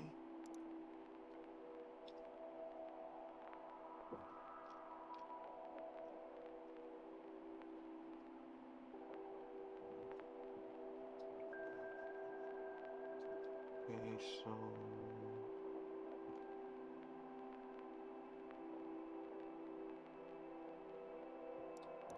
here we have the correct sequence. When we exit,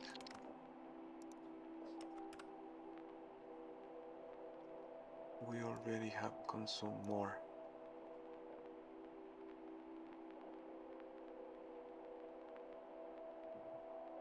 We have consumed this one.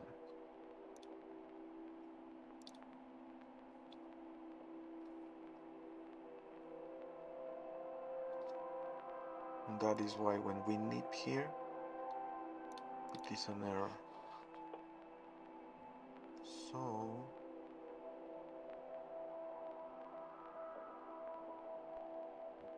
So the problem is byte hex.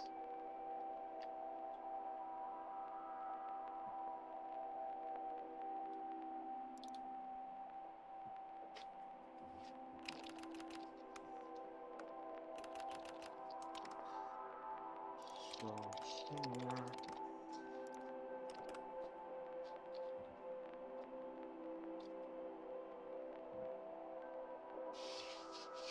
okay, here we are already wrong.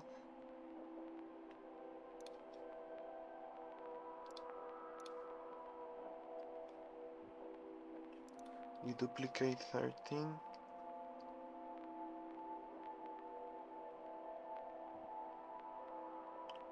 We shift it, so we have 1, 3. Here we have 1, 3 and 0, 3. Let me see. Where is this one?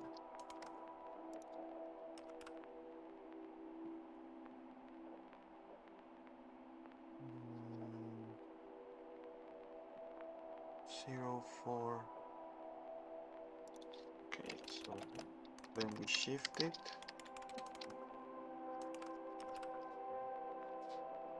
Now we have 0, 1, 1, 3.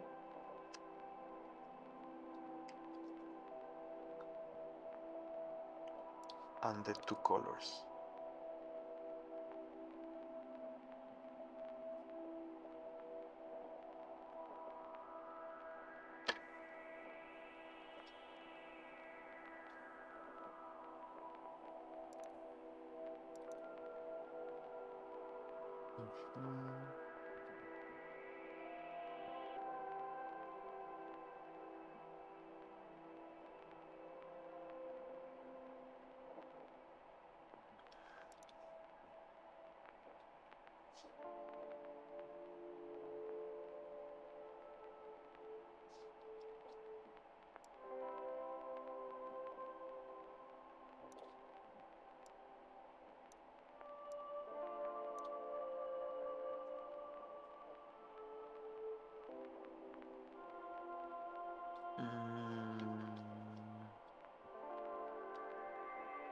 Okay, let me remove the debugging here.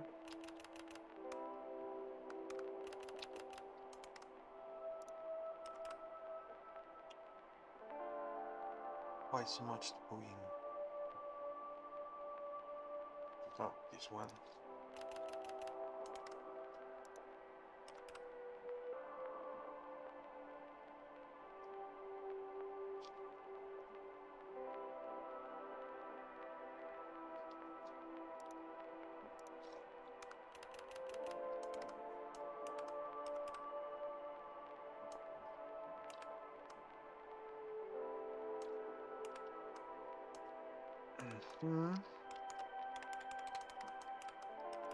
Okay, so this is for each byte.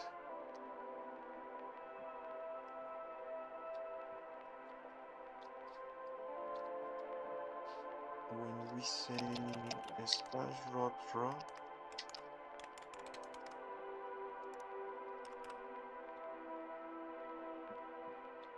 06B6.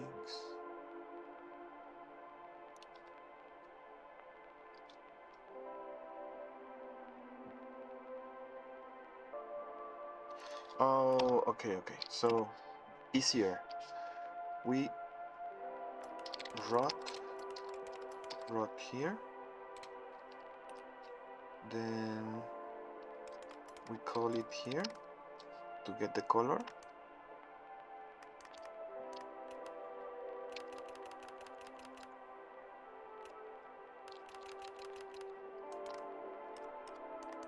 Now we don't have the color function.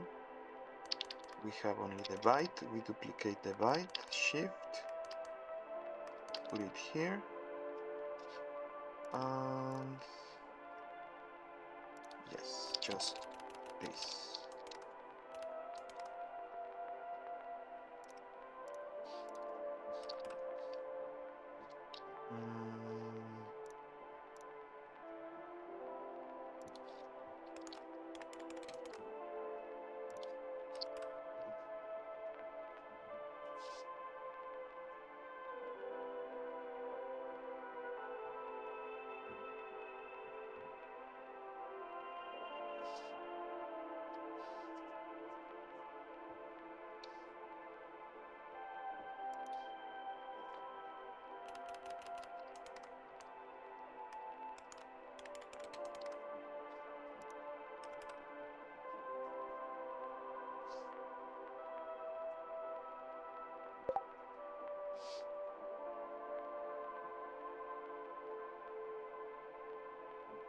Okay, now it goes to print this one.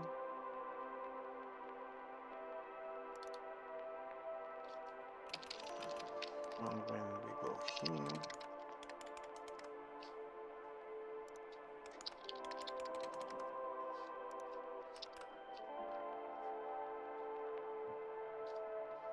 okay, that consumes that part. We finish with a reset.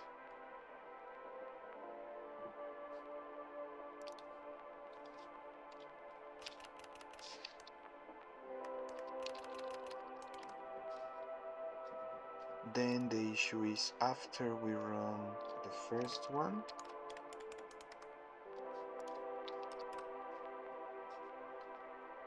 here we have the color and the second one. We don't need to do this. There you go. Okay, now it is finishing correctly. Yes.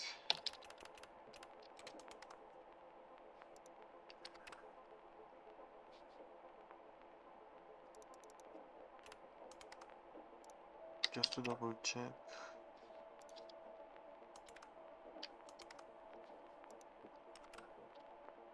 Okay, that seems to work now. So now that we have this, let me move this.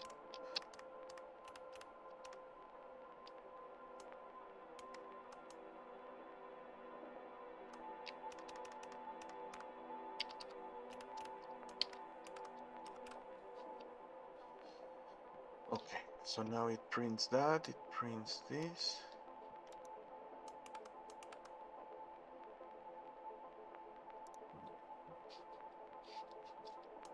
Okay, so now we are at the point where we printed the string.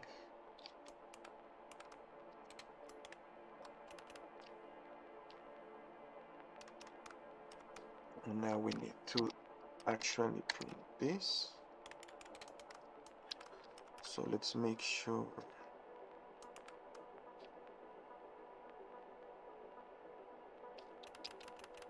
Okay, show byte.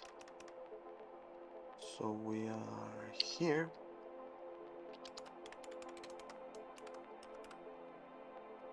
And we have 0112. And 0112 is full, so that is correct.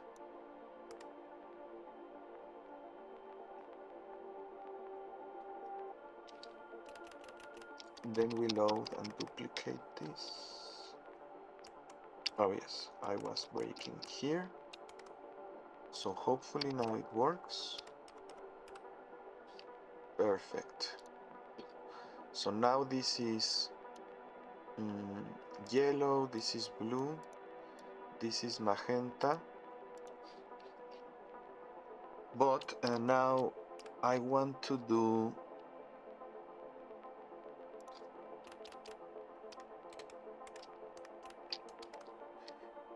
let's see. So now bar is 0. If bar is 0, it should be gray or white. So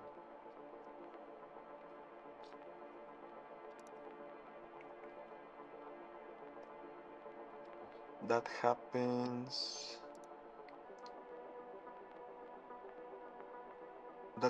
here in magenta. So we duplicate it and we check if it is 0. If it is 0, we are going to pass log reset, okay, to reset the color, and then we are going to jump to skip, and here we will have a skip label. This log magenta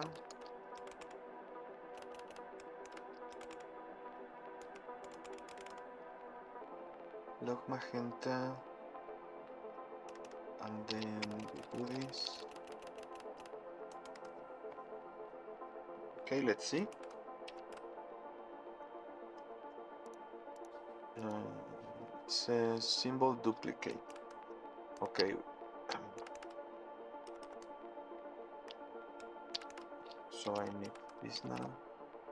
There we go. So now if it is 0, it will be grayed out.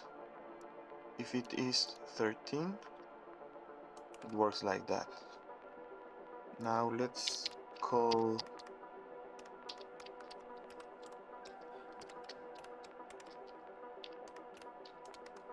the short. Okay, now the short is failing because we haven't updated this. So now that we know what we need to do here,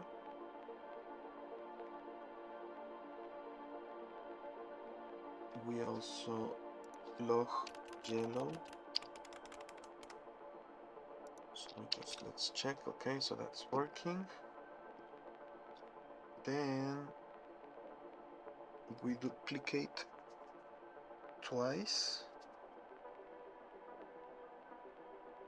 to log the short.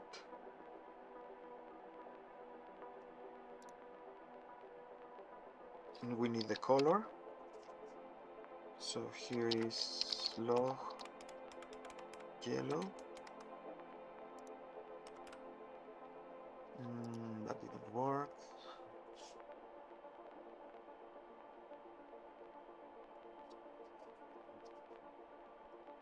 Log yellow.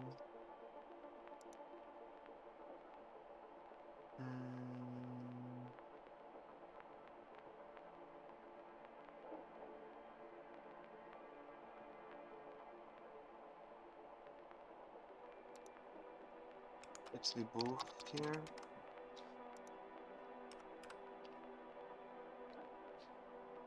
And it's not working. So we log yellow. I think we are not returning from here. Yes. So we just log this, debug. So let's see what we have here now. This should be the color.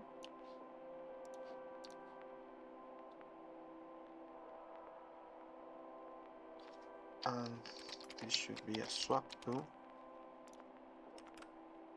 There we go. Okay, so now it printed all the way up to here.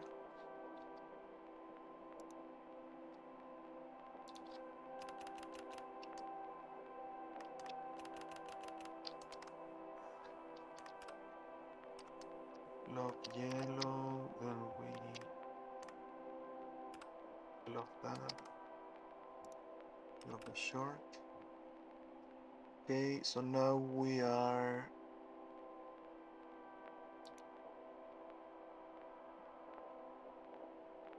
here again.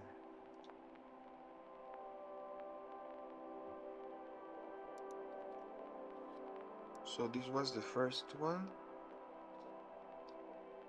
We already printed the string, and we have a stack on ballads here. 6162.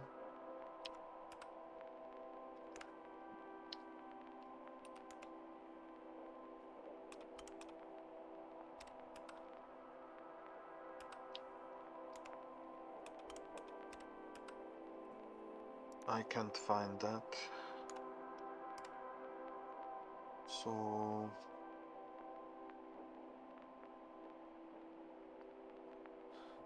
okay, let's see.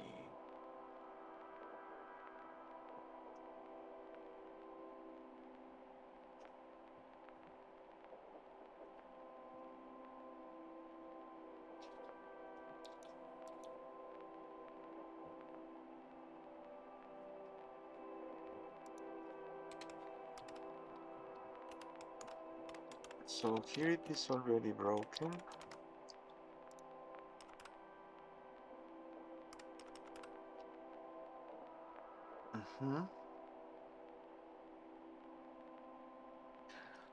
So let's go from here. So we print the yellow.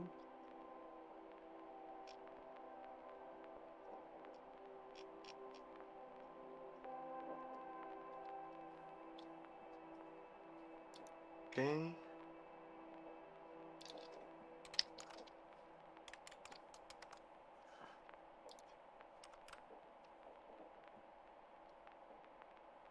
Let's put even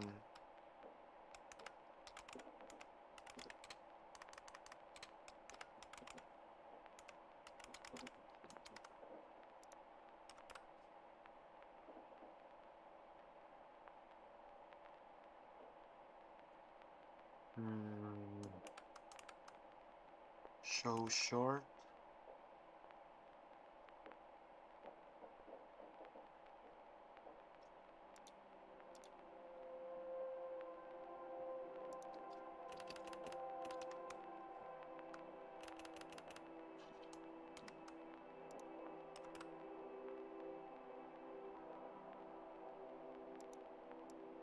Okay, this didn't work.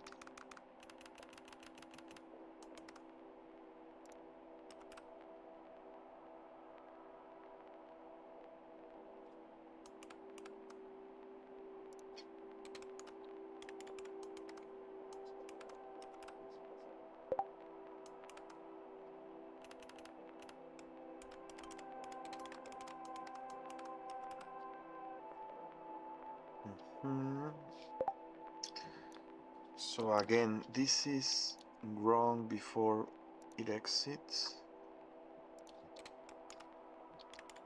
And I suppose each one consumes 1 byte, more than it should.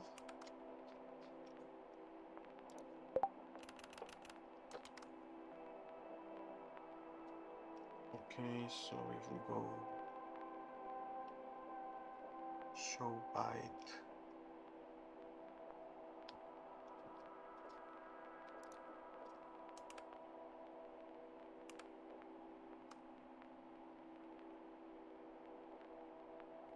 so I think the issue is here.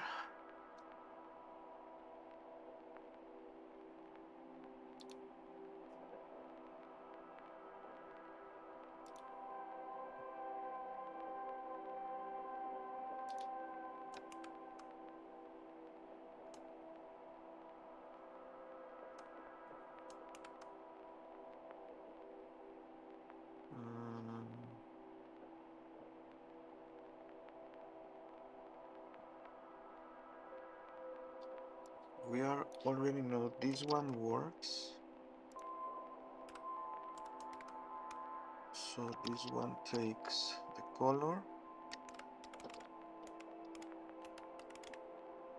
and the byte.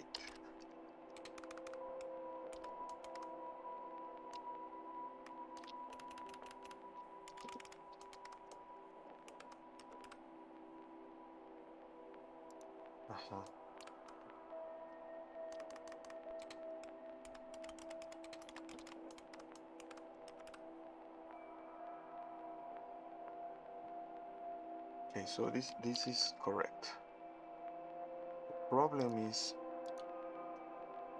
after this.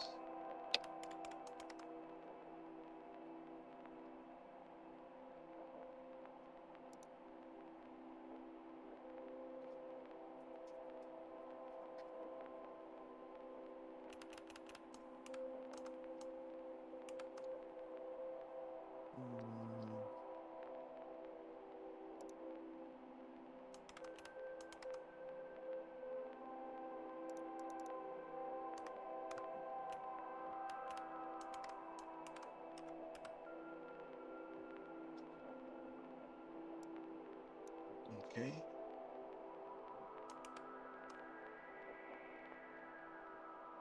So now I am going to delete this.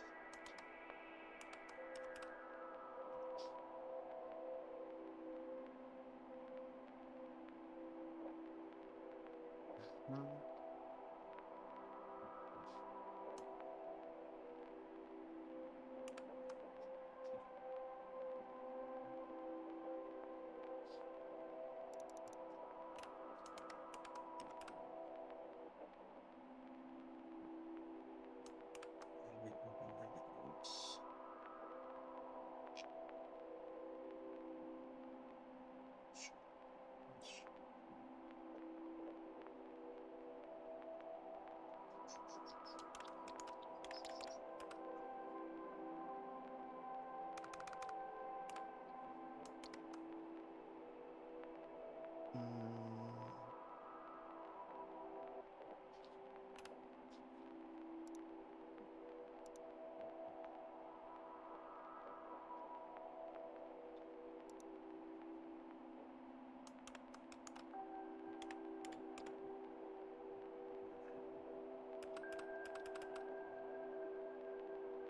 How is it not matching?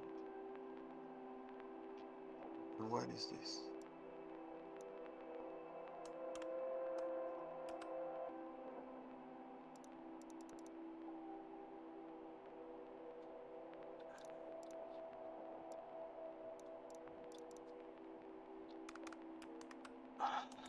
Okay, let's see.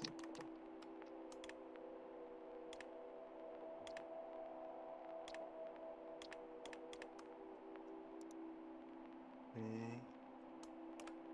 And what is printing this? It is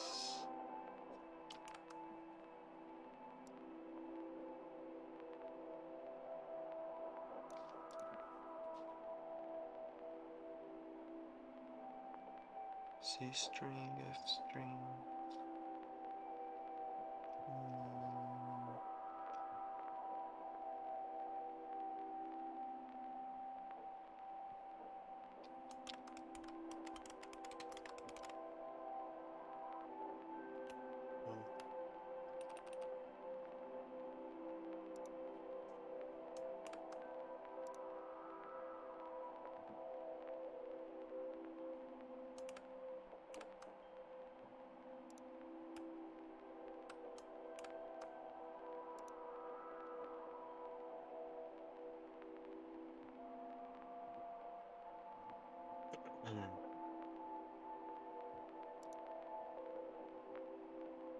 So let's see.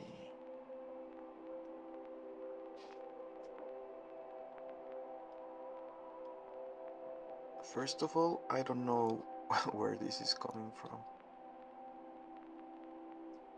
It seems to be called before this, so it must be in show byte.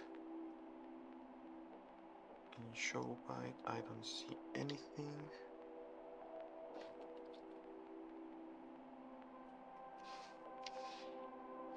This is in show short.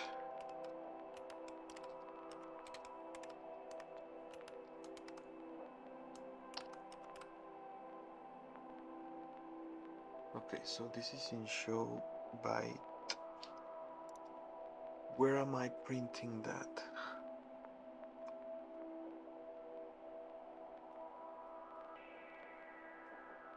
Log reset, okay.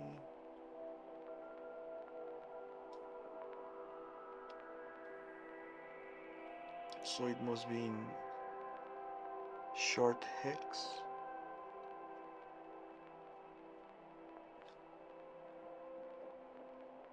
Byte hex.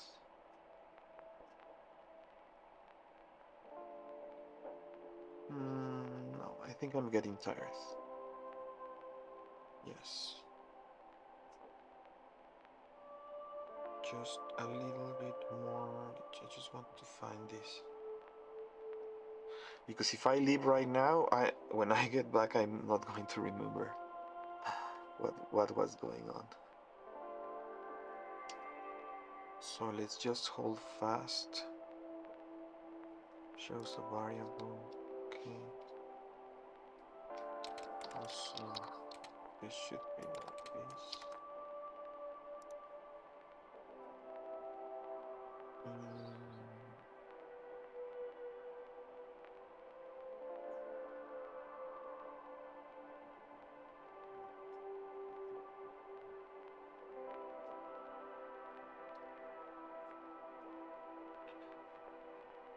Okay.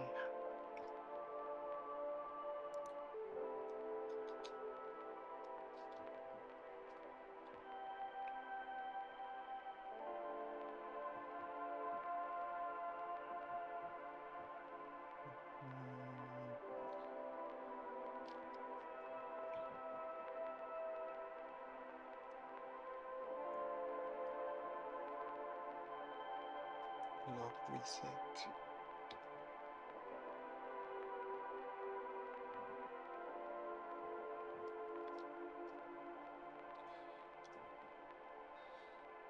No, I don't understand.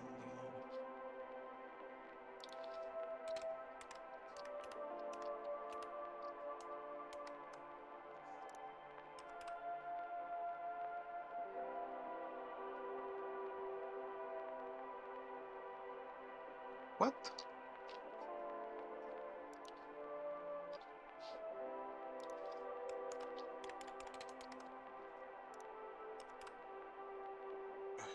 Okay, so we need it. So once Dio. Dio.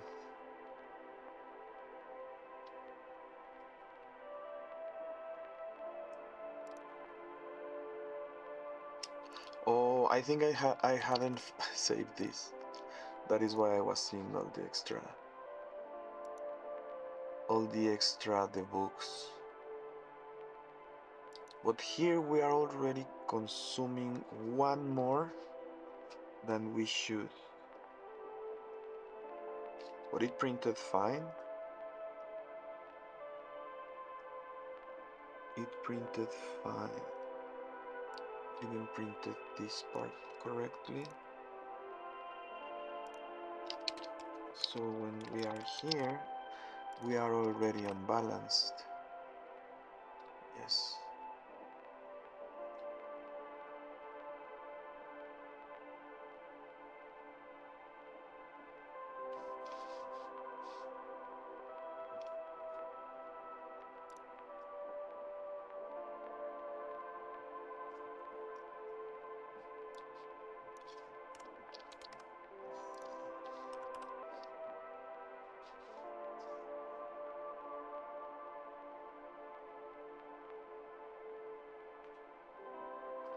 Okay.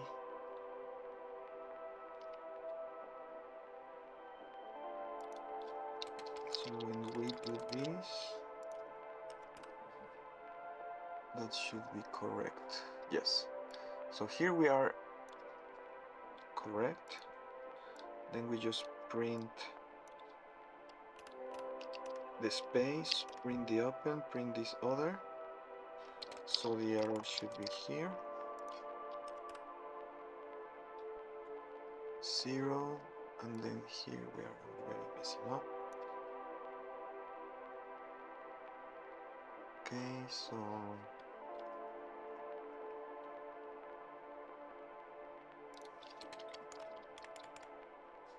so here is the issue.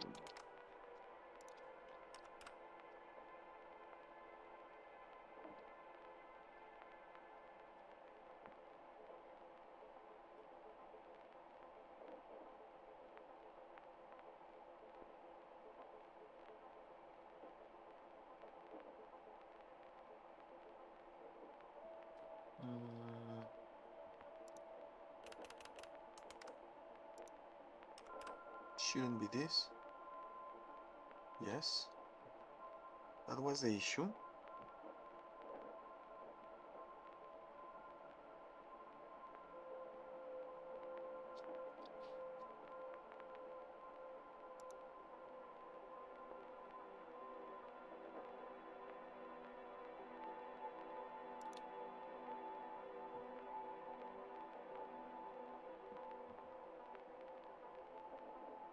Okay. No. So according to this, that was the issue.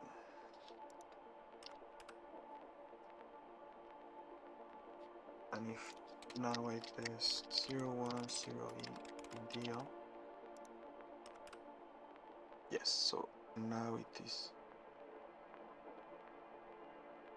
it finishes normally. Then here it also finishes normally. Okay, so now we know this one works. Now it is just a matter of having this one work.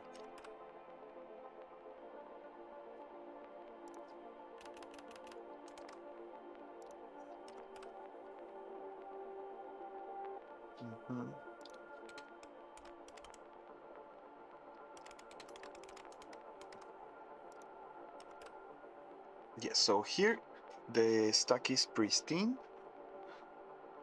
Now we just need to debug show short.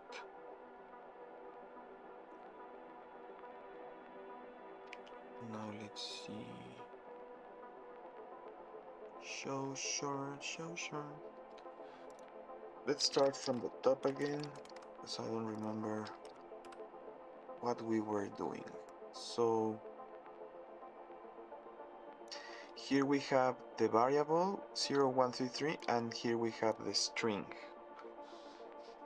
This is the return address.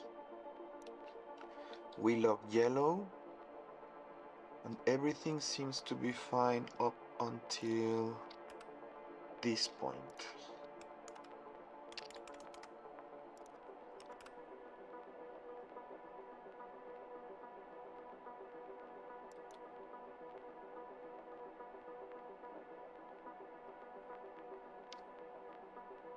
Okay.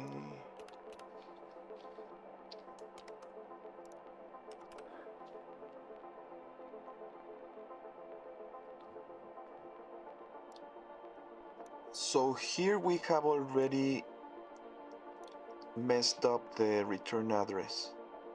We have these values here correctly, but we cannot return because we have messed this one up.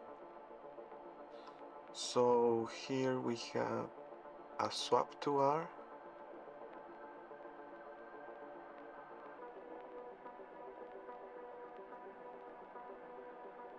Oh, so this is the return address and this is the string. So here we swap it, bring it forth, print it, then we have the return address, and this was the short, the variable. Okay. we print the space correctly, it is here. So now the issue is when we get to this point.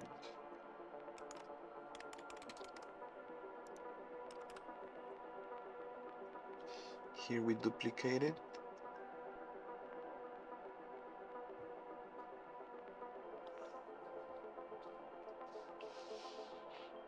Let me see.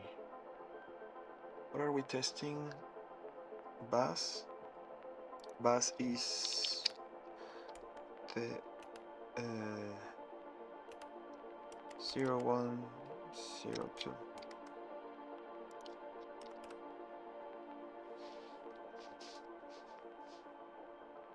Okay, so here is 0102, 0102. And now the error is here. So now let's debug this one first.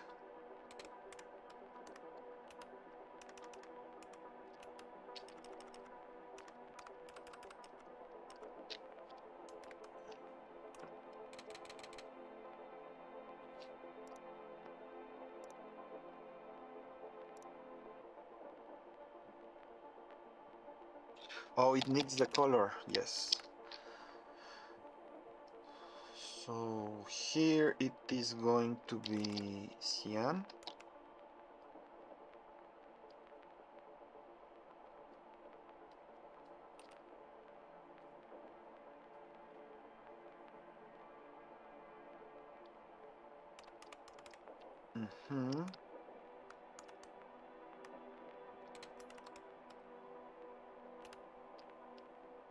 And then swap to.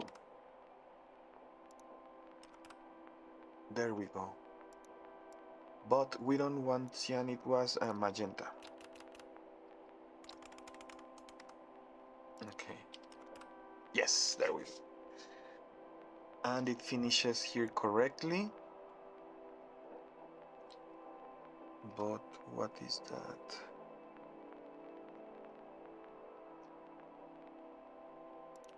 Let me remove this.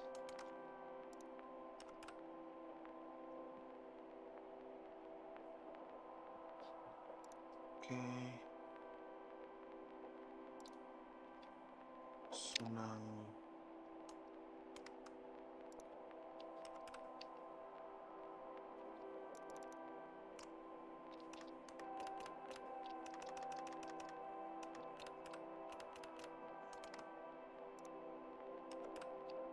oh.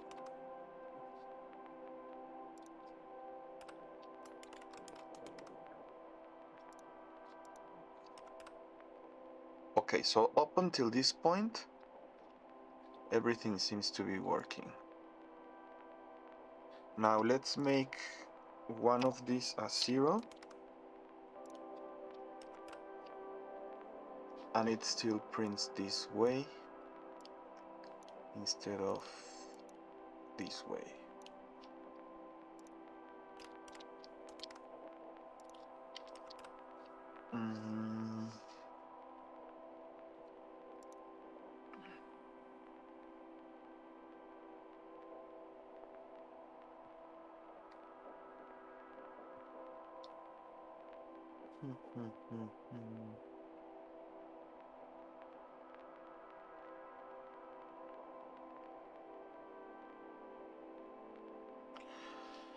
So this is in short hex.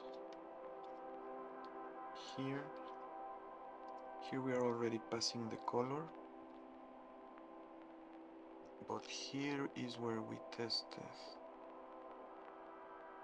before calling this.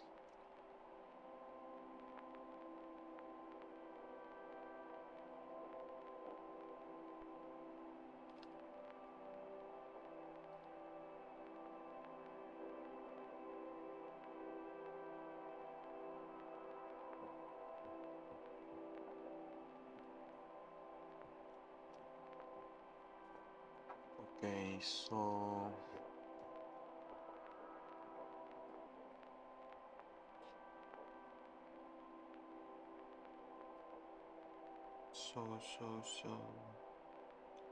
Yes, I think we don't need. We need to call show byte instead of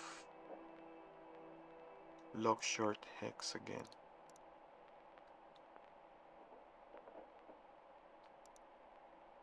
Okay, I get it. I get it now. So here we need to call. We have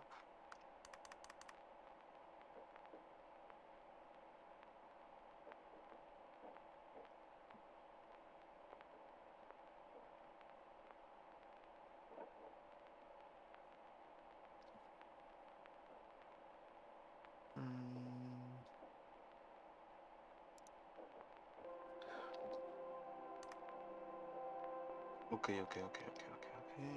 So we need this.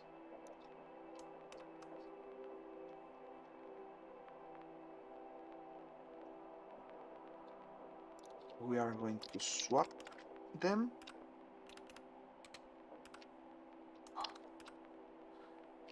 So we start with the high byte. We test if this high byte is 0, else we skip.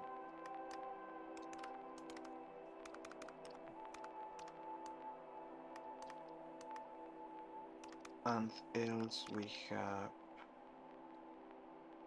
magenta.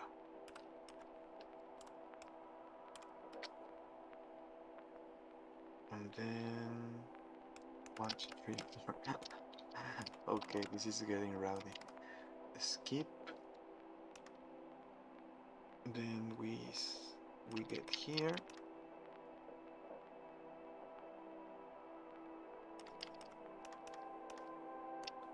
Log short byte.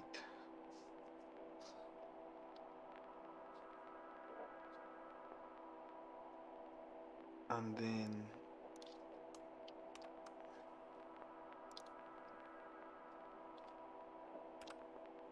okay, let's run this just to see that it is working. Log short byte.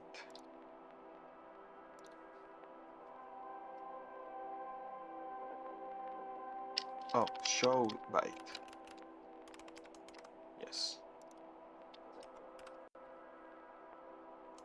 Now it doesn't even work. Oh, what happened?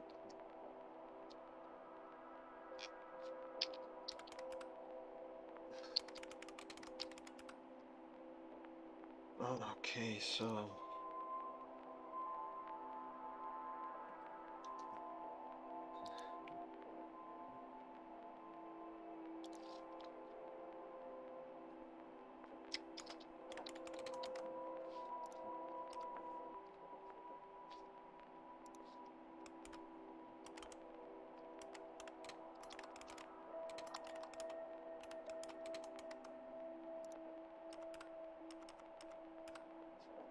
okay, so here we have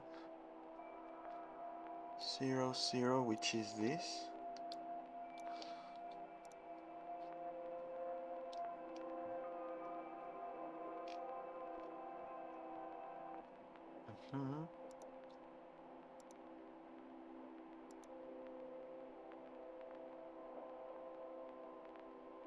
And the color.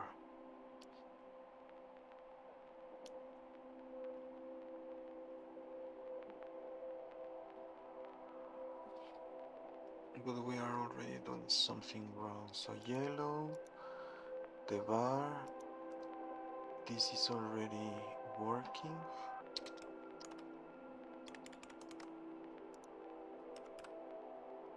So here we have the color,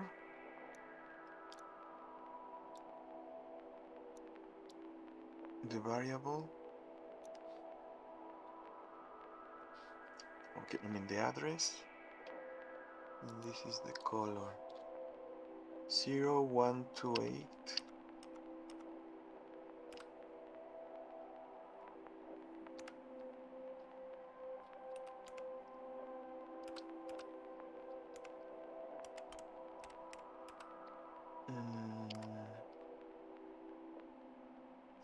128. What is that? It's the return address.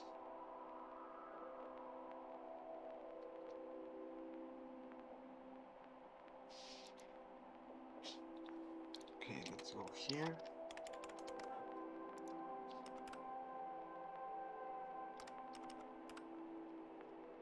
Okay, so here we have the address. Then we know that this is the name and this is the return address. So this is the name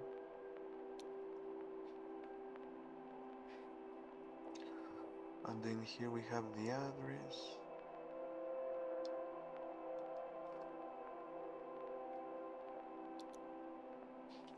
Yes, because here we duplicated, we put yellow short hex.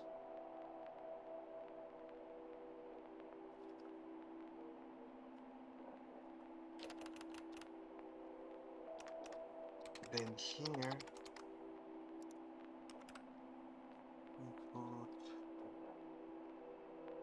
we already consumed this one.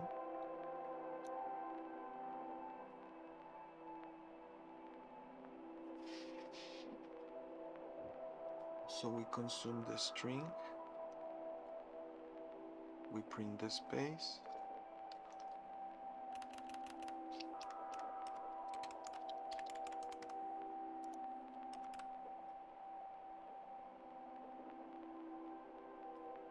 we have the address and the return. Okay.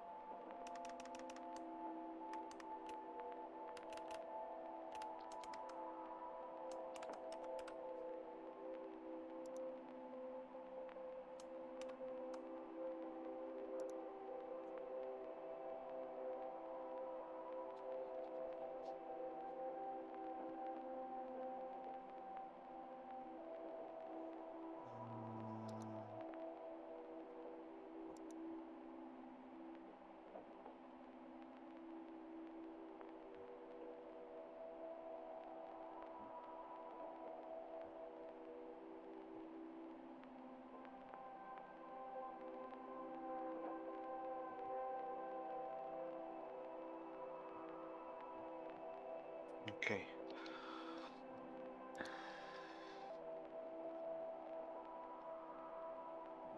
So here everything is fine. Here is this. Then we have the return address correct. We just don't know what this is.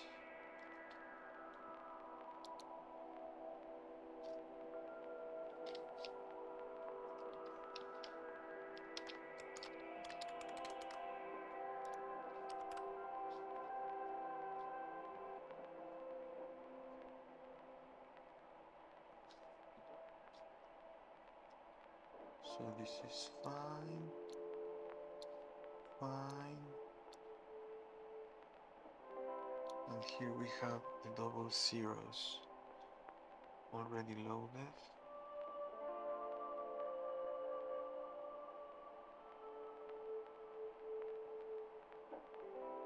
Ah, okay, okay. So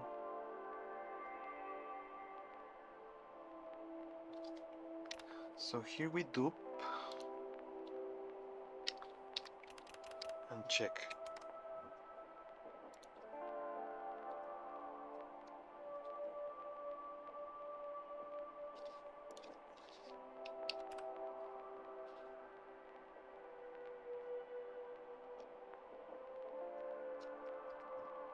So this, and this. Okay.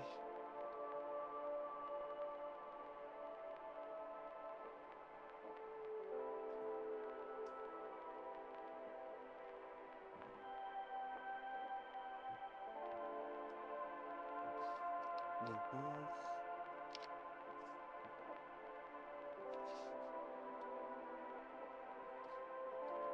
Okay, and here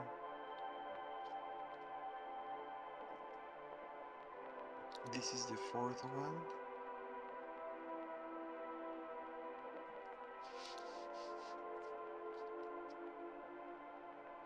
Show byte.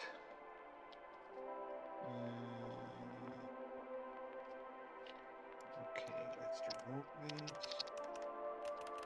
Let's remove this.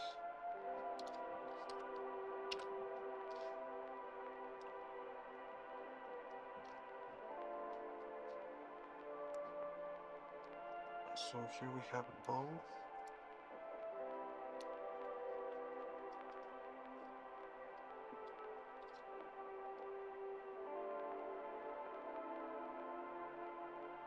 And here we have the string, the color function.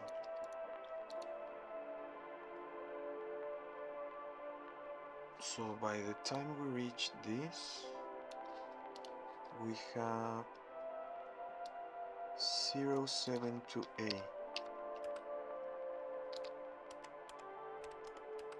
which is reset. Okay, that checks out. So we have reset and then 00 here.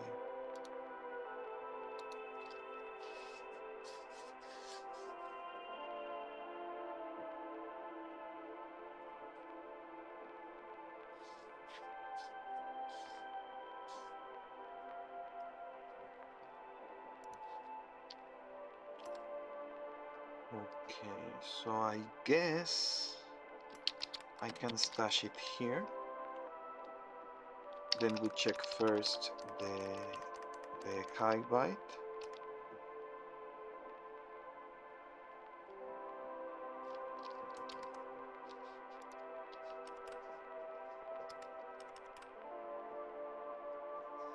Okay, there we go. We check the high byte first.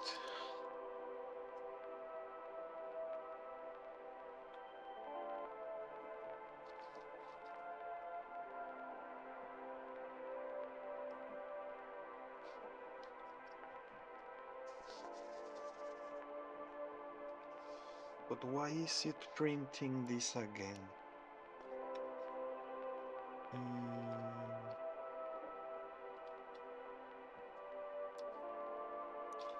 That is this function.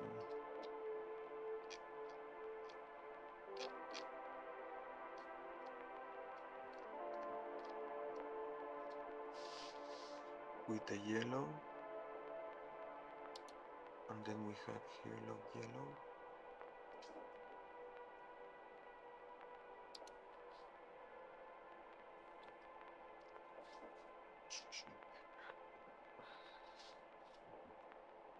Ah, okay.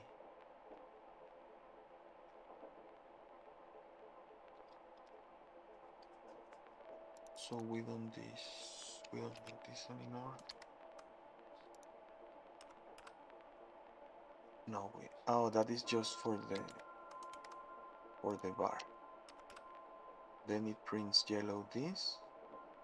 Then it prints this one. But why is it printing short hex again?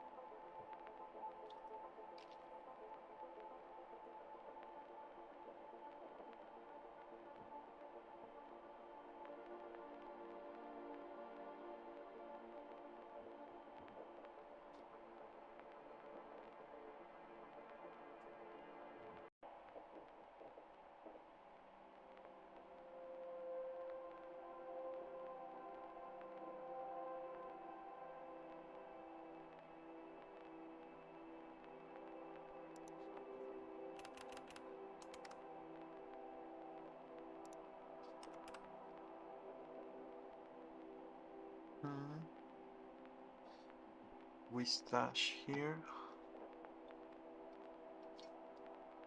Load absolute stash and debug. We have the 0.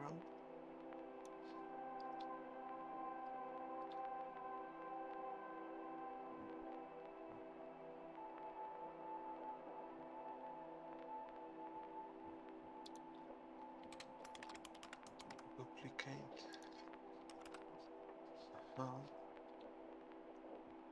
Then we test it here. Okay.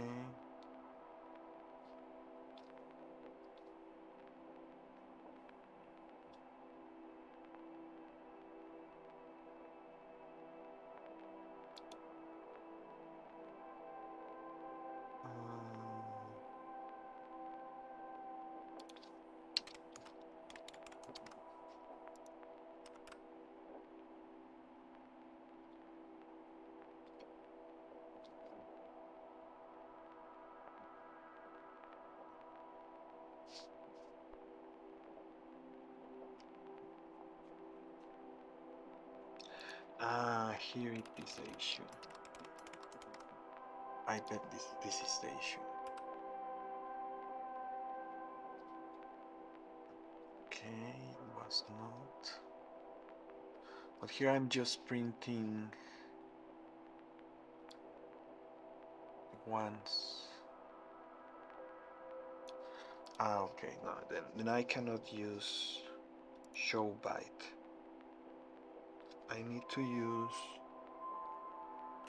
log byte hex.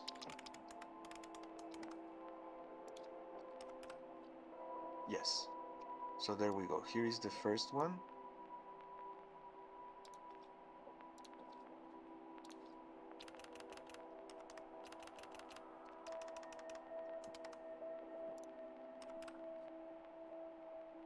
And then here we have the color for the second one.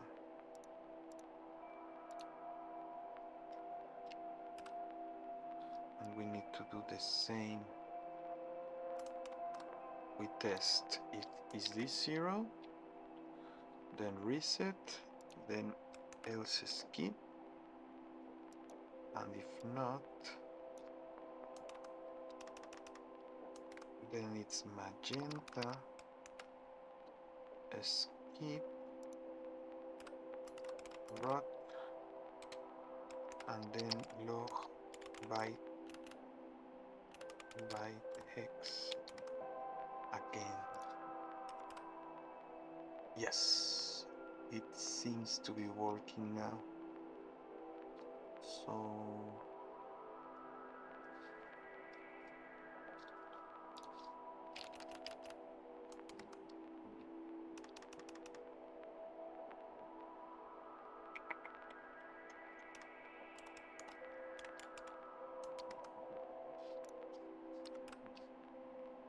okay, so here I'm pretty sure we needed to duplicate this.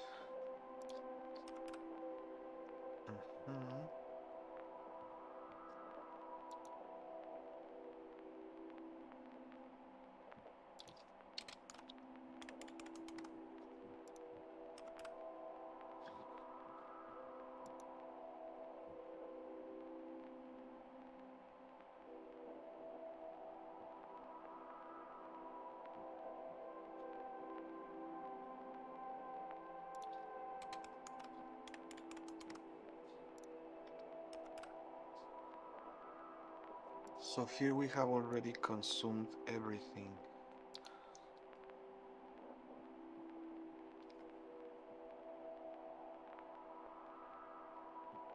Somehow we consumed the byte.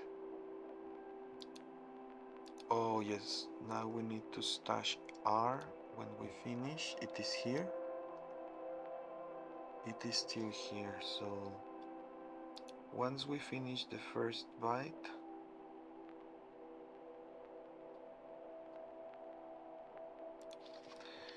we stash return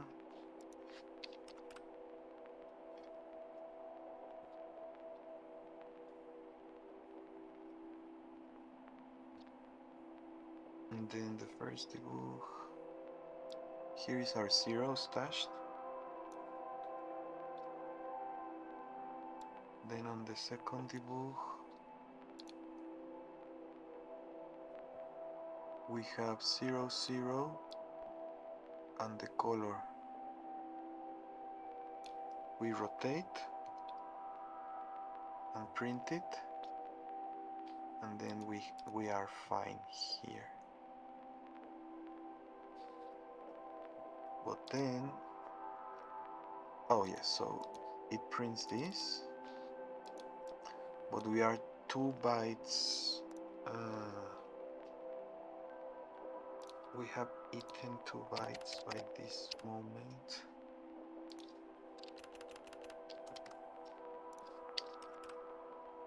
Okay.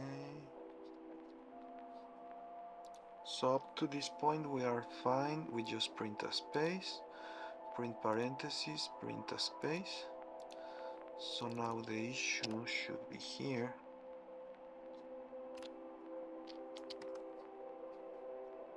So when we reach this point, we are fine here.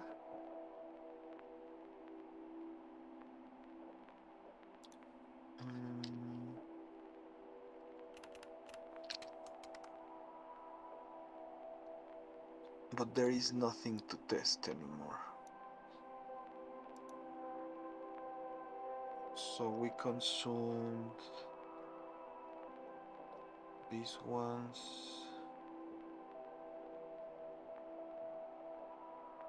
When we load it here, if we duplicate this, there we go. There we go. Okay, so now let's do some tests.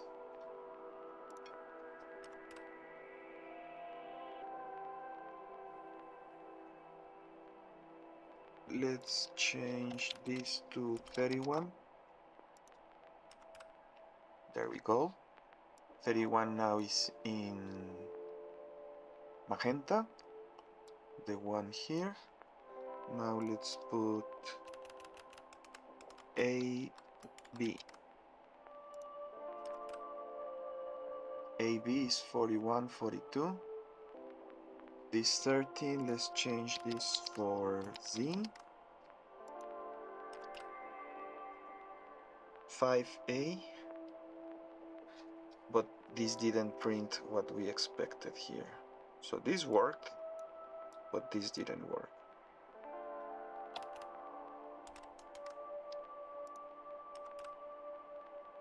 Because if we remember, 42 is B.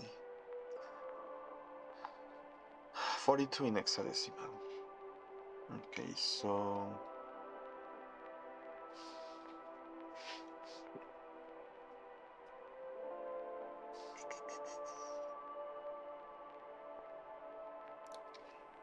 we need to go back to this one. Why is it not printing this?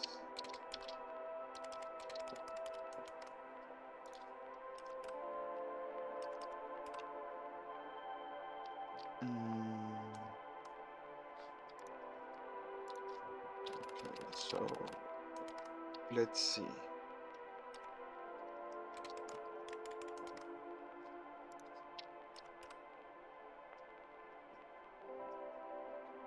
Here we are.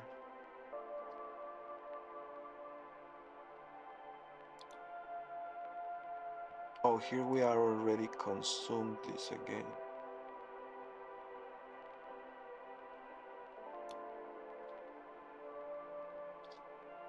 So maybe we need dup keep here. There we go. So here is our B again. Now Let's see. But now we have an extra byte here.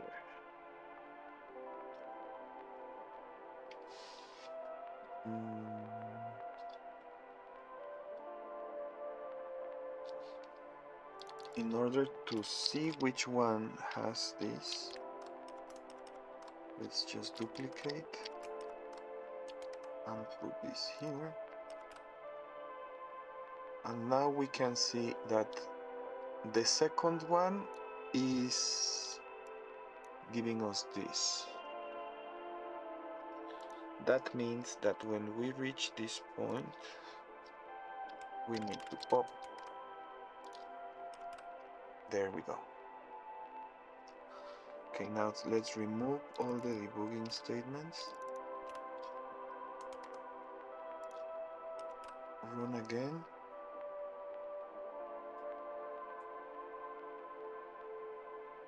Okay, so now we have this. Let's say that we put 13.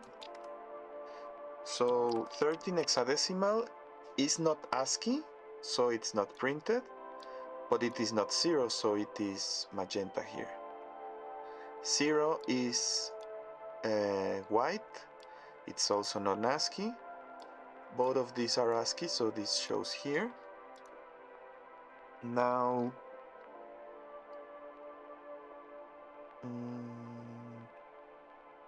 let me see. Now, if I change this to a 0, this one is white and this one is not ASCII. If I change this to 13, then this one is magenta, but it's still not ASCII. And finally, if I do it in reverse, now this one is non-ASCII, this is still not 0, so it's colored. Okay, I feel that now we need to test with no on color. So if we put on color, we strip all this and it will just print as default. But now I think that one last thing I want to try, just to highlight that this is an ASCII, I want to print when this is ASCII, it should be green. Okay? So for that, we are going here.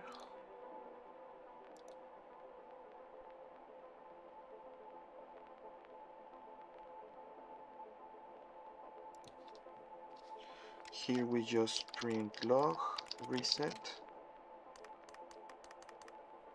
But here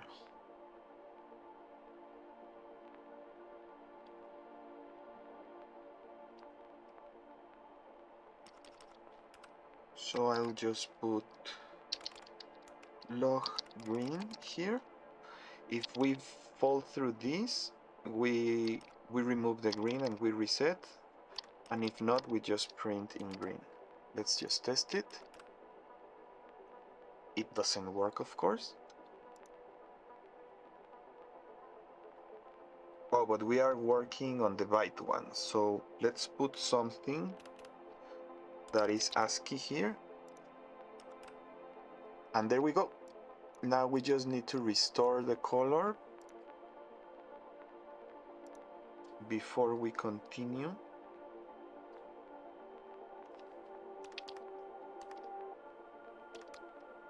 Here we want to unconditionally log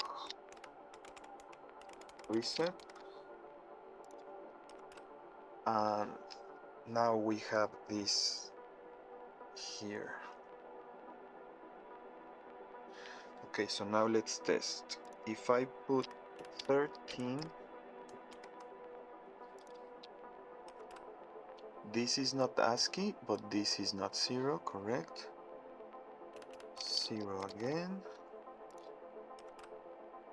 Okay, this is not colored, this is not colored. Okay, I like this very much.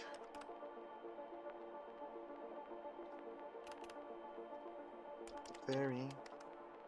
This is 0. Okay. And now let's just do it for this and we can stop streaming for today. So I think this is very ugly, but I am going to optimize this later. For now I just want it to work, even if it's ugly as hell. Because I only need to do this once, then for the rest of my life I can just use these routines and have this beautiful output, which at least in my case I love colored output. So we still have the uncolor for when we want to run it in somewhere the ANSI escape color sequences are not valid. So now I just need to do the same here. Okay, and then tomorrow I will see how I can make this efficient. But here then would be log reset. Then we just print. And here again we just put log green. But if we fail here, we put log reset. And that should do it. We just put here another log reset to bring back the colors. And it is not working. But why?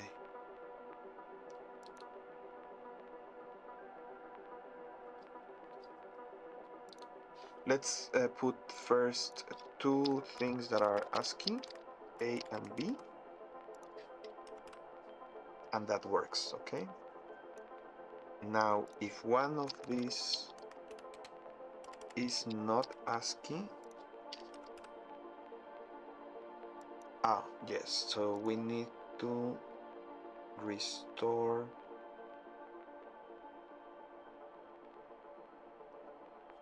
okay, let me think. So here we put green, and here we are not hitting this. No.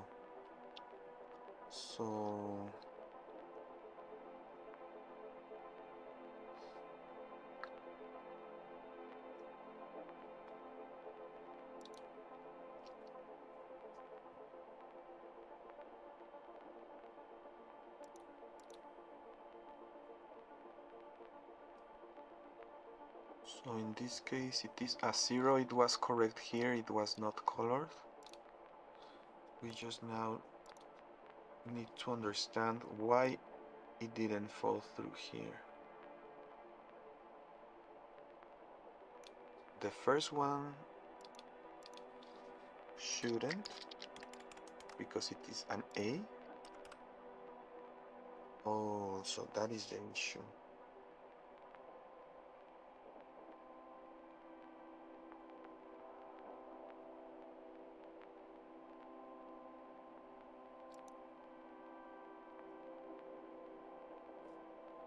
Log reset.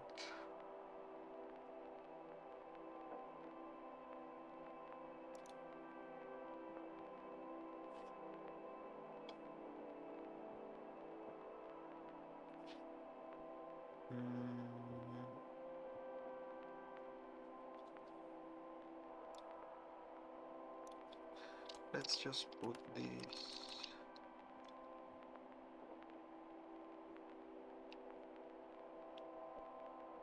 right after skip.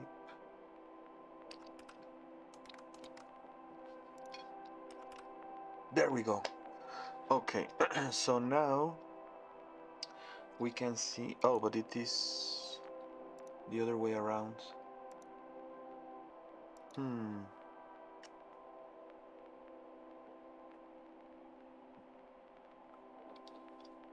Okay. We are very close.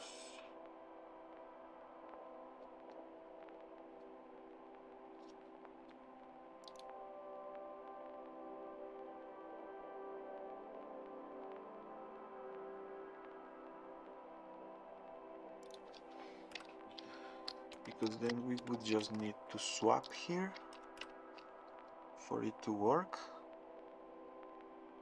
Okay.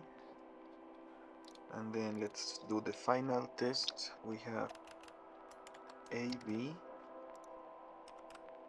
41, 42. Okay.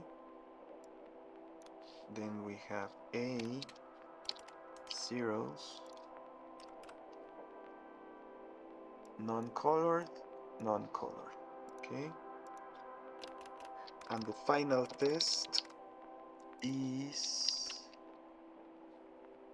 this one. If we change, yes, I think that's it. So now let's just remove the debooks.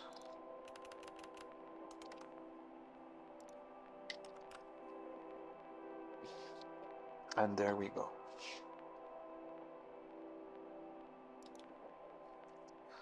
Now let's just remove this.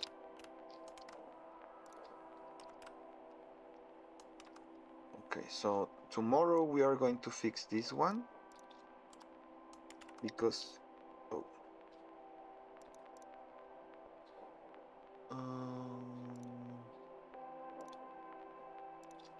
how do you stop that?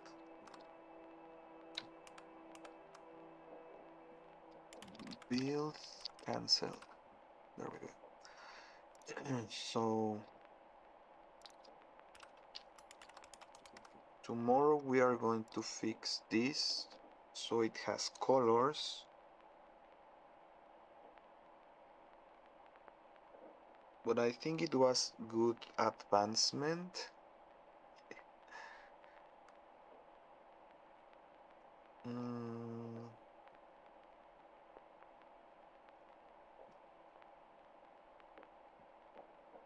Because now, for example, we could do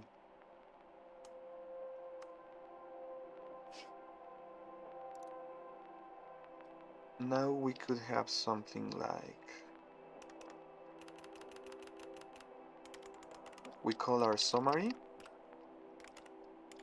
we put this in verbose. Now let's say we have here the first test,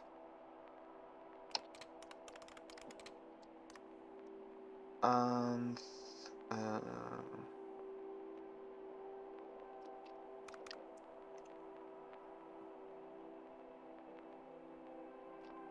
let's put full. And then assert. So imagine that you are, sorry.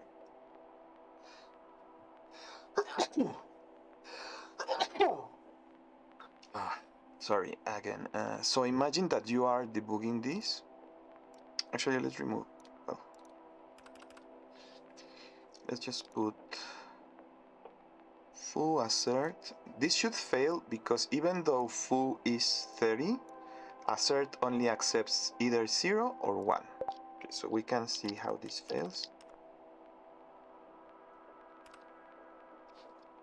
It will print the variable here, and then it says it is a value error, expected a boolean, got this 46. I can make this error message better, but for now it is just telling us that it expected 0 or 1, but got 46. And why did it get 46? Oh, it got 0046.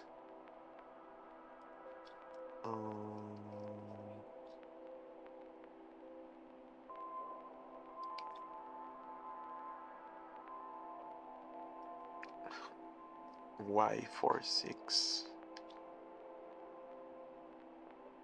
I mean, I can understand. Let's put here 42.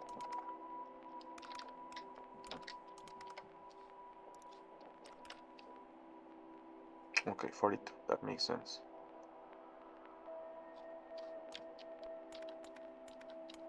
But we put foo. Oh, okay, okay. Foo is just the low byte of the full address. Mm.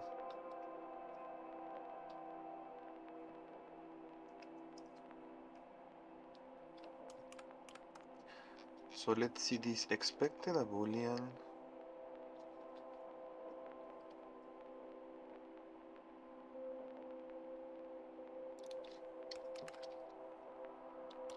Zero, zero, or 0, 1.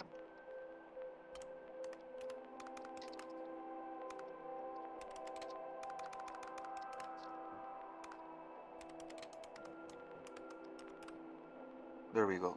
So expected a boolean 0, 0, or 0, 1. Let's put 0, 0, or 0, 1. Then comma got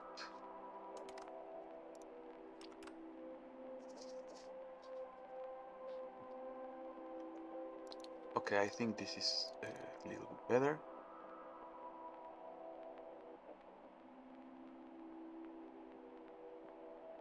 And then the 46 is this number here, right? Okay.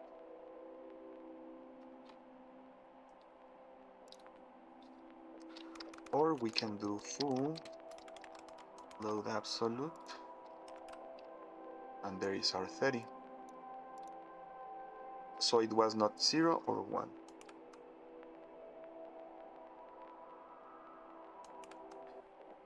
Then we run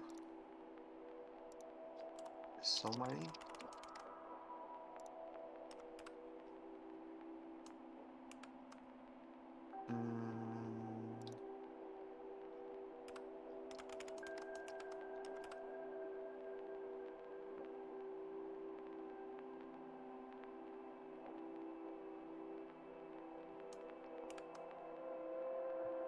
Okay, because if I have another one here,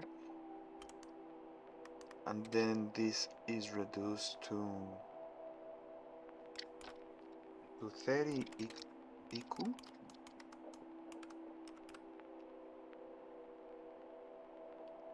and then this one shouldn't fail.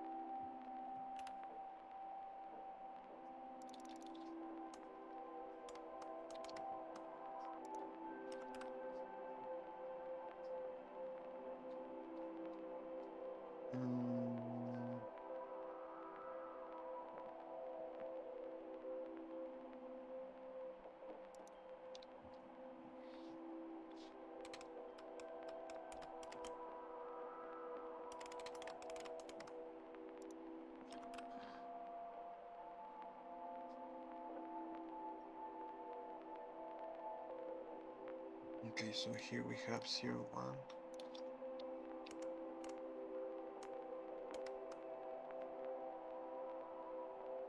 And then we have the summary.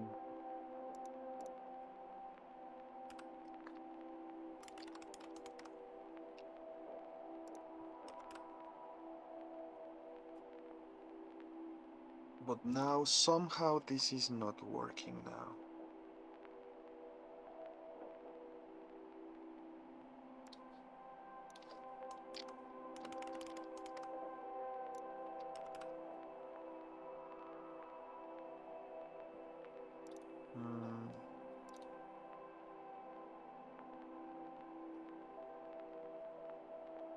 What is going on?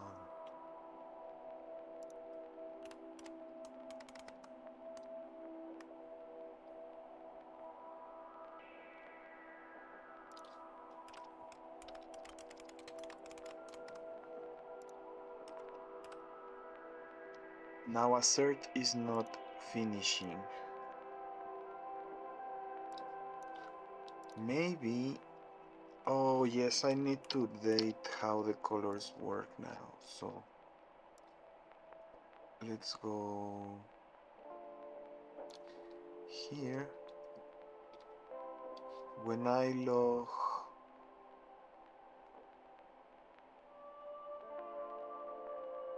the byte here.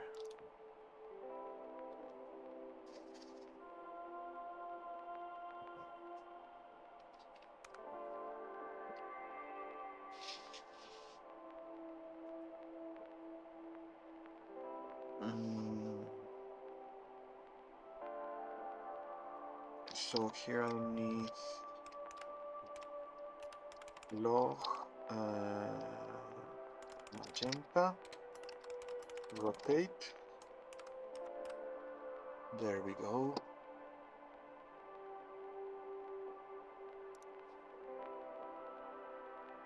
But now once we finish the hex, spacer, then we print past, and this is not running.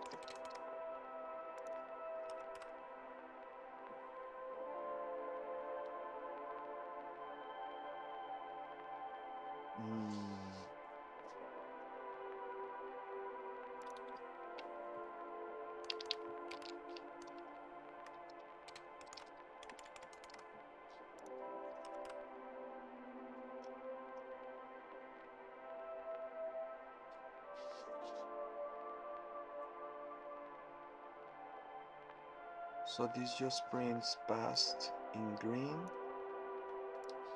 and then we should be resetting here.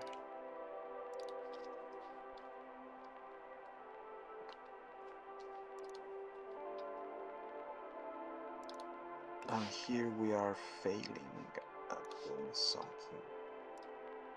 It shouldn't be an issue, because here we are popping, so we need to jump to our here. Okay. But now why this is not printing? I don't understand.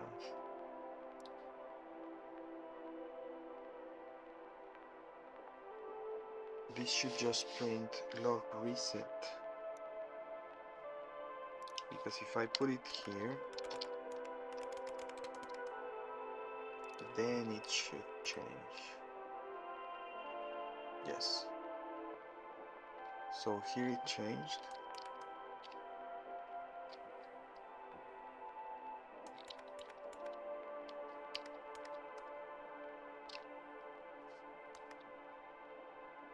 Here should be green.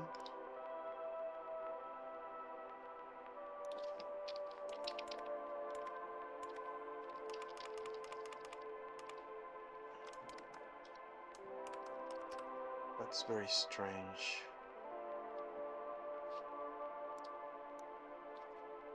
Okay.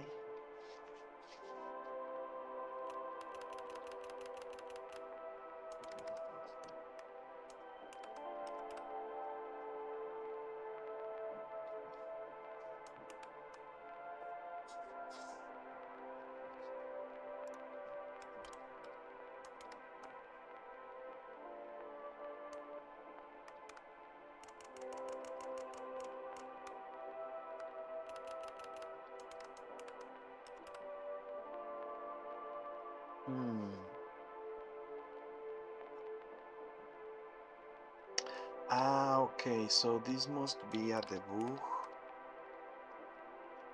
somewhere inside f string.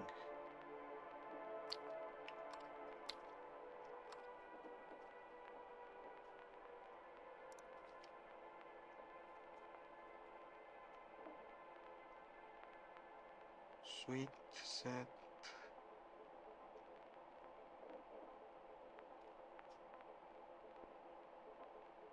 refill assert.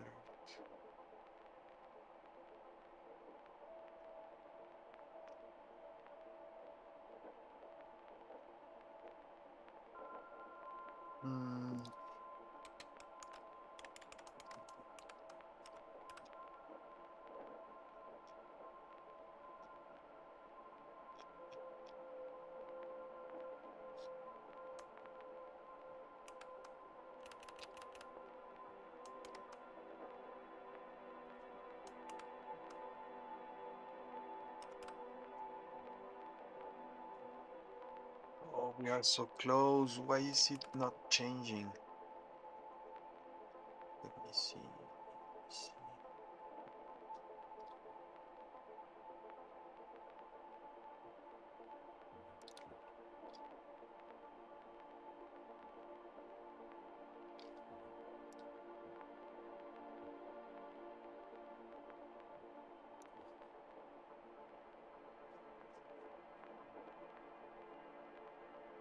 Because if I call it here,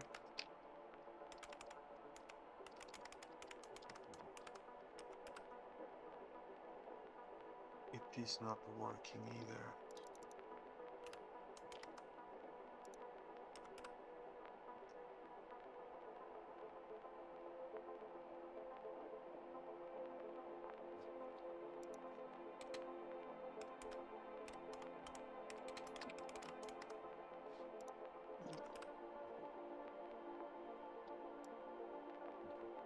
Okay, here it is working now. Ah, I understand. So this has to do with how standard error and standard out are split. Because if I print this to standard error instead, yes, so that is the issue. Oh boy, so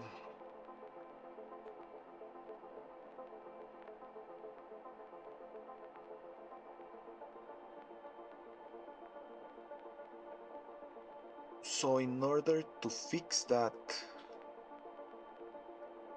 we would need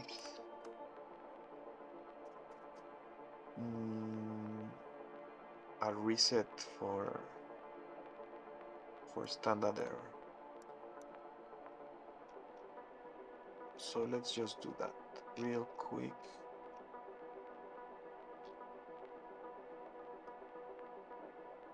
So we have reset.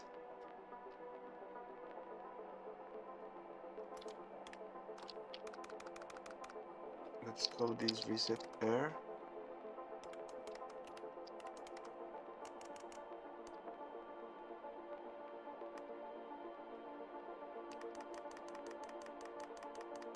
But now we have f string only prints to standard output.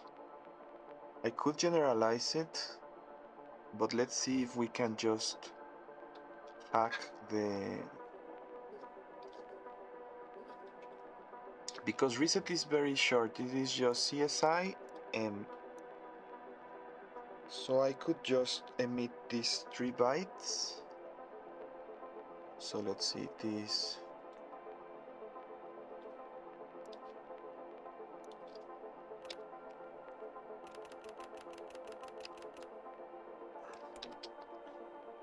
it is 1B 19 deal, then lead to the open bracket 19 deal, and finally we just need to do M19 deal.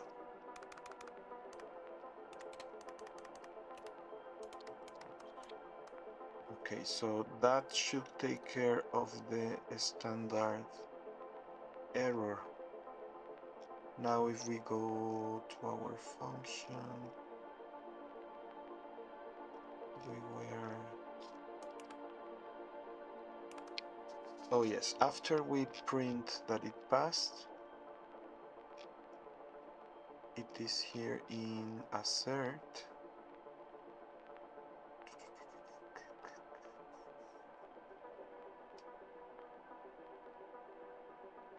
Summary.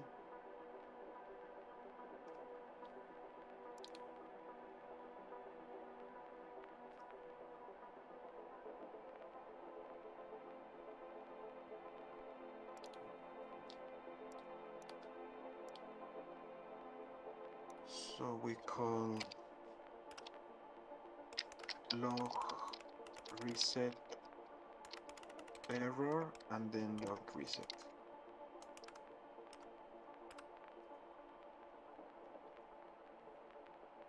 Then we remove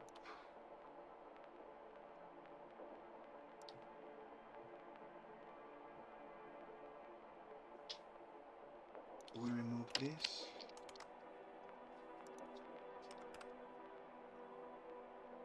Now let's print again.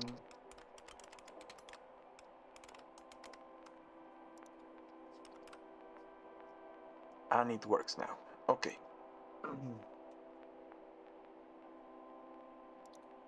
Because... So now let's go back to where we were. So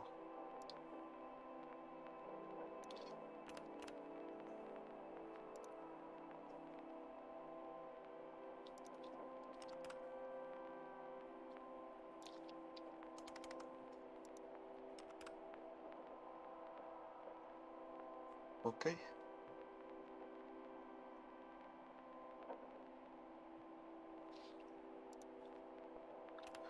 Let's just call this show byte. Let's move this here. This is show short, show byte.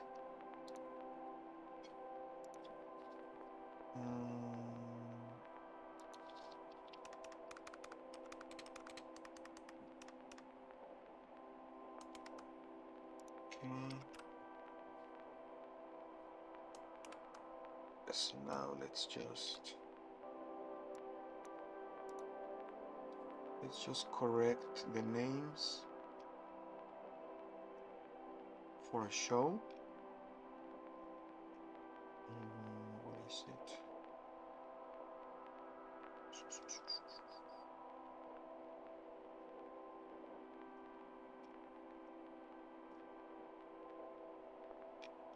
So this is the sweeps, asserts.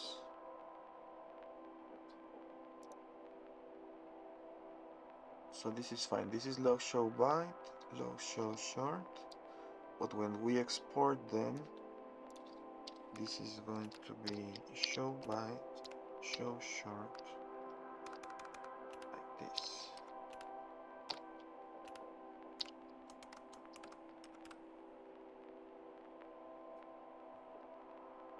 And there we go. Now we have show routines with pretty colors.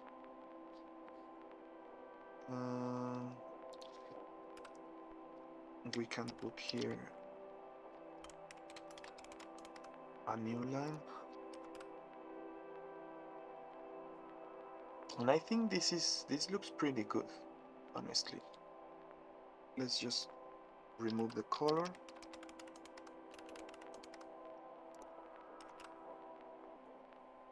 Yes. Very useful, I think. Okay, so I think it was more time than I expected. Let's just do a summary of what I achieved today. So we are able now to have these kind of functions. Let me go back to this one, which I was testing. And now I want to remove all this. So instead of having this atrocity here, the way I would do it now would be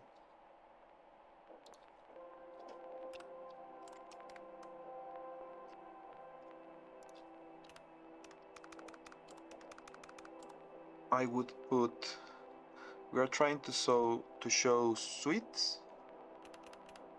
This is sen plus suites.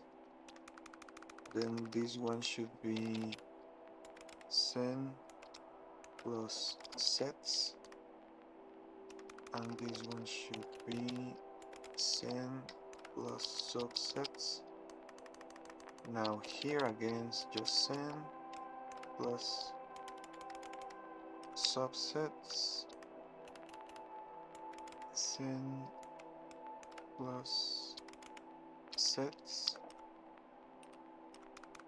and here sen, and the plus just means that it is like some private API. You're not supposed to be directly calling anything that has the plus.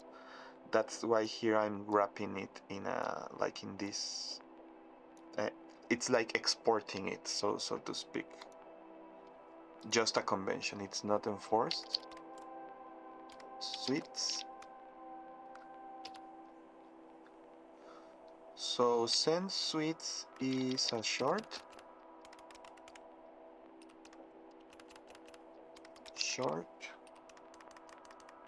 and short. Okay, that is what I was doing here. So instead of using the memory, I can just remove all this, and look how readable this is now.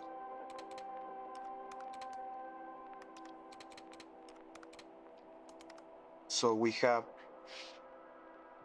want to show this variable that we know it is a short. This is the name, this is the address, and now we just do the same for failed,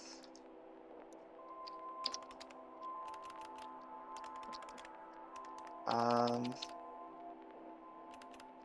passed, and here we just put passed, failed,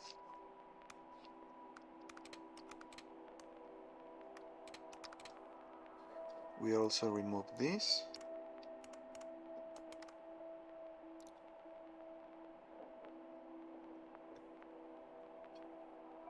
okay. So now look at the difference from this to this. And the best part is that the user would not have to so the user of the library would already have all these functions for debugging at their disposal, and they can just focus on their work. They don't have to do what I'm doing, like starting a project, then trying to do some tests, and like 2-3 months after, I'm still trying to finish the testing framework in a way that I don't have ever again to do this. But now we can just copy this. We have the after now. After, and here we have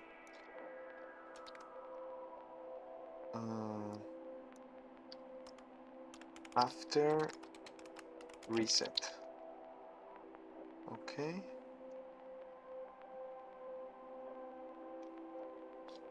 So now let's build this.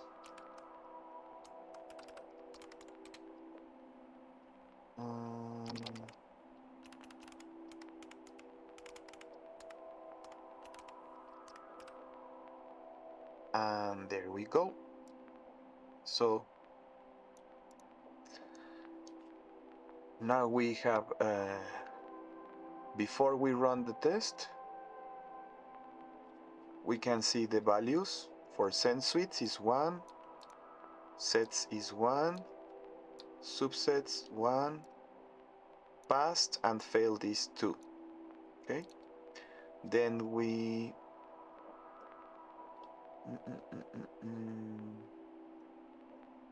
oh yeah, so this is the first time it ran. Then after it ran, we have 2 fails here. Total tests, this is not a variable because this is computed from failed and passed, but we have suite, sets and subsets, and all these are 1. Then we run, let me see. So this first one doesn't have a name in the suite. This is like an anonymous suite. But this one has foo, bar, and bass for suite, set, and subset. So this one doesn't print with that information, but the next one you can see that it prints the suite, the set, and the subset as well. It prints the optional error message, and this one shouldn't have the optional. Oh.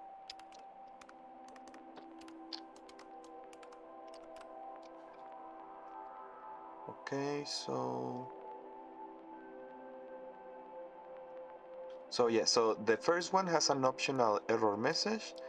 This doesn't have an optional error message, so it doesn't print anything else. Then we have another, we check again.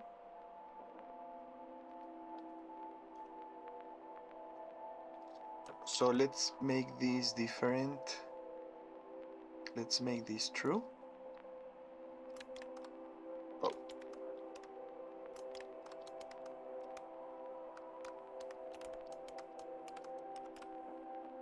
Okay, so we have a different number here, and now we can see that we have 2 that passed, 2 that failed. Then we call reset, and when we call reset, everything should be in zeros, and it should tell us that there is nothing else to test. So let's see, we need to remove test. Okay.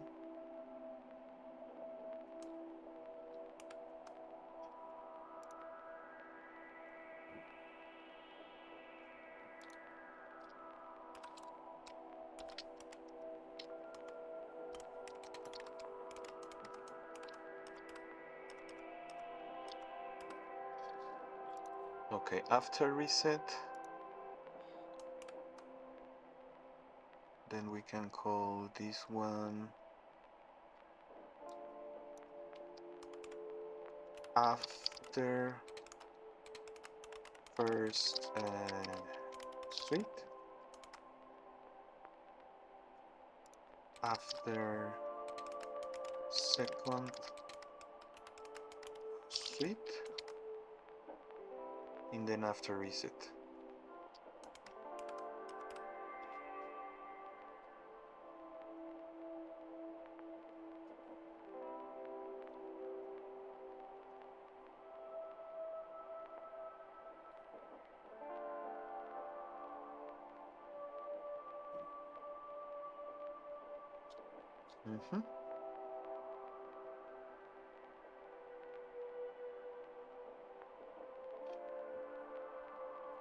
After first suite,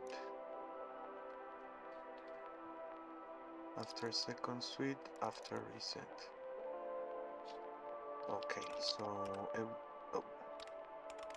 everything works fine. Let's just make sure we don't forget commit.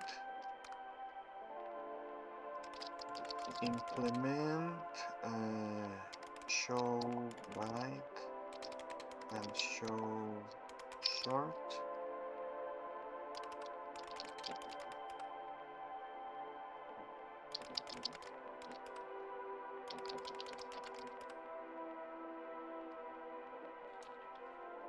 Okay. So thanks you for watching, and I hope it was interesting. I'm still not making any tutorials because I really would like to have this library so very stable so we could use it in my tutorials, and you have a much better time debugging and testing, because as you can see it is not that easy to get it right and to make like a testing framework, like a mini testing framework each time you start a new project. To me it doesn't resonate well. I like to have as little redundancy as possible, but look how much better this is than what I had at the beginning. This is completely uh, this is completely generic. There is no way I can take this name, like for example, if there was, and I have been thinking about this, if there is some kind to hook into the assembler while it is assembling, we could see what is the name of this address. So show short would just be pass the address and this, and then we could see what is the name of the address. But I mean, this is in assembly, it is UXN. And just to compare, let's just say, see, I even put it here in my,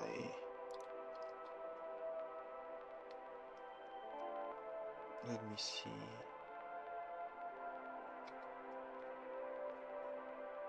Okay, so I found this article, how to unit test assembly. And here we are, this is the kind of, how would you, like hardness. This is just checking if it fails. It is a macro. But if we see how this is used,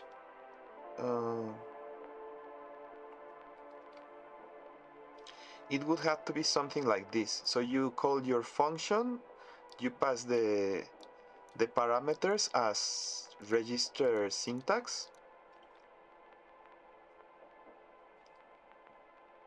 but yeah, so for example, again here, assert equals, and if we go to the source code, we can see that it is much more basic than what I than the monstrosity that I have done. But I also started like this with a very simple library.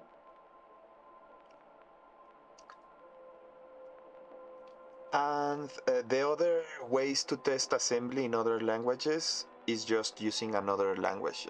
They don't test in assembly. They would test primarily using C to wrap the assembly and then just test the assembly in C. But of course, we are doing this for fun and we don't want to do any kind of things like that. And still, just look how with a little bit of highlighting, the power of concatenative programming. So we are not constrained to doing something like R1 or just a value, like just two values per line.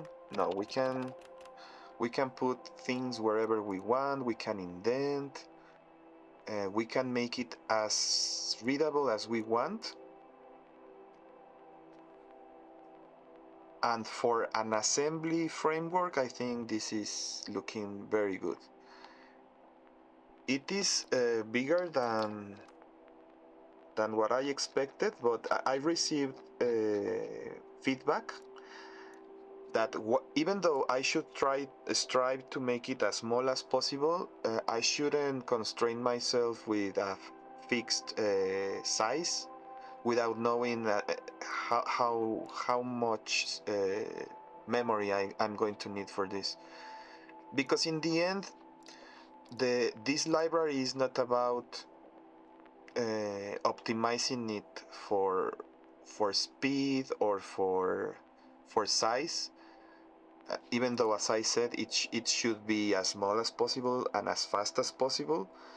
The first optimization is how we write the test. That is the most important. It should be a simple domain-specific language.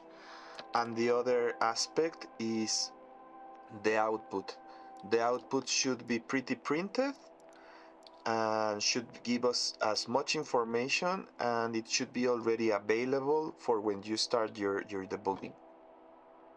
So the only thing that I'm going to put here before I leave is oh no, I already put it.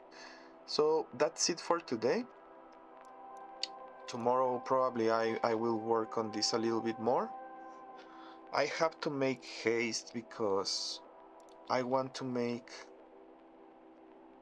let me search here, cat jam 2026 concatenative.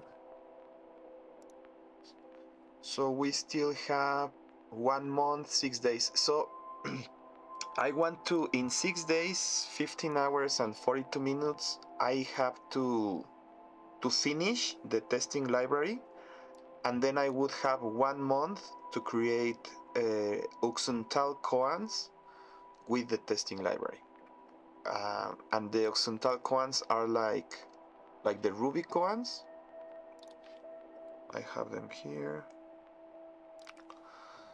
So Ruby koans is let me see here. Ruby koans is a library that has asserts, and it teaches you the language as you are forced to make the tests pass. Okay, so that will be the next step, but having an Uxntal version, so that we learn both test-driven development, debugging, the syntax, the semantics, and it's all hands-on. It's not just reading it. You would have to actually fix this test. So that is why it must be as easily parsable as possible, even though it is assembly. I also developed this highlighting scheme so that it is pretty, and I think that's it for today. If you, as always, if you have any feedback, I would very much appreciate it. It is always well received. And without nothing else, see you tomorrow, hopefully, and may you have a great day. Thank you for watching.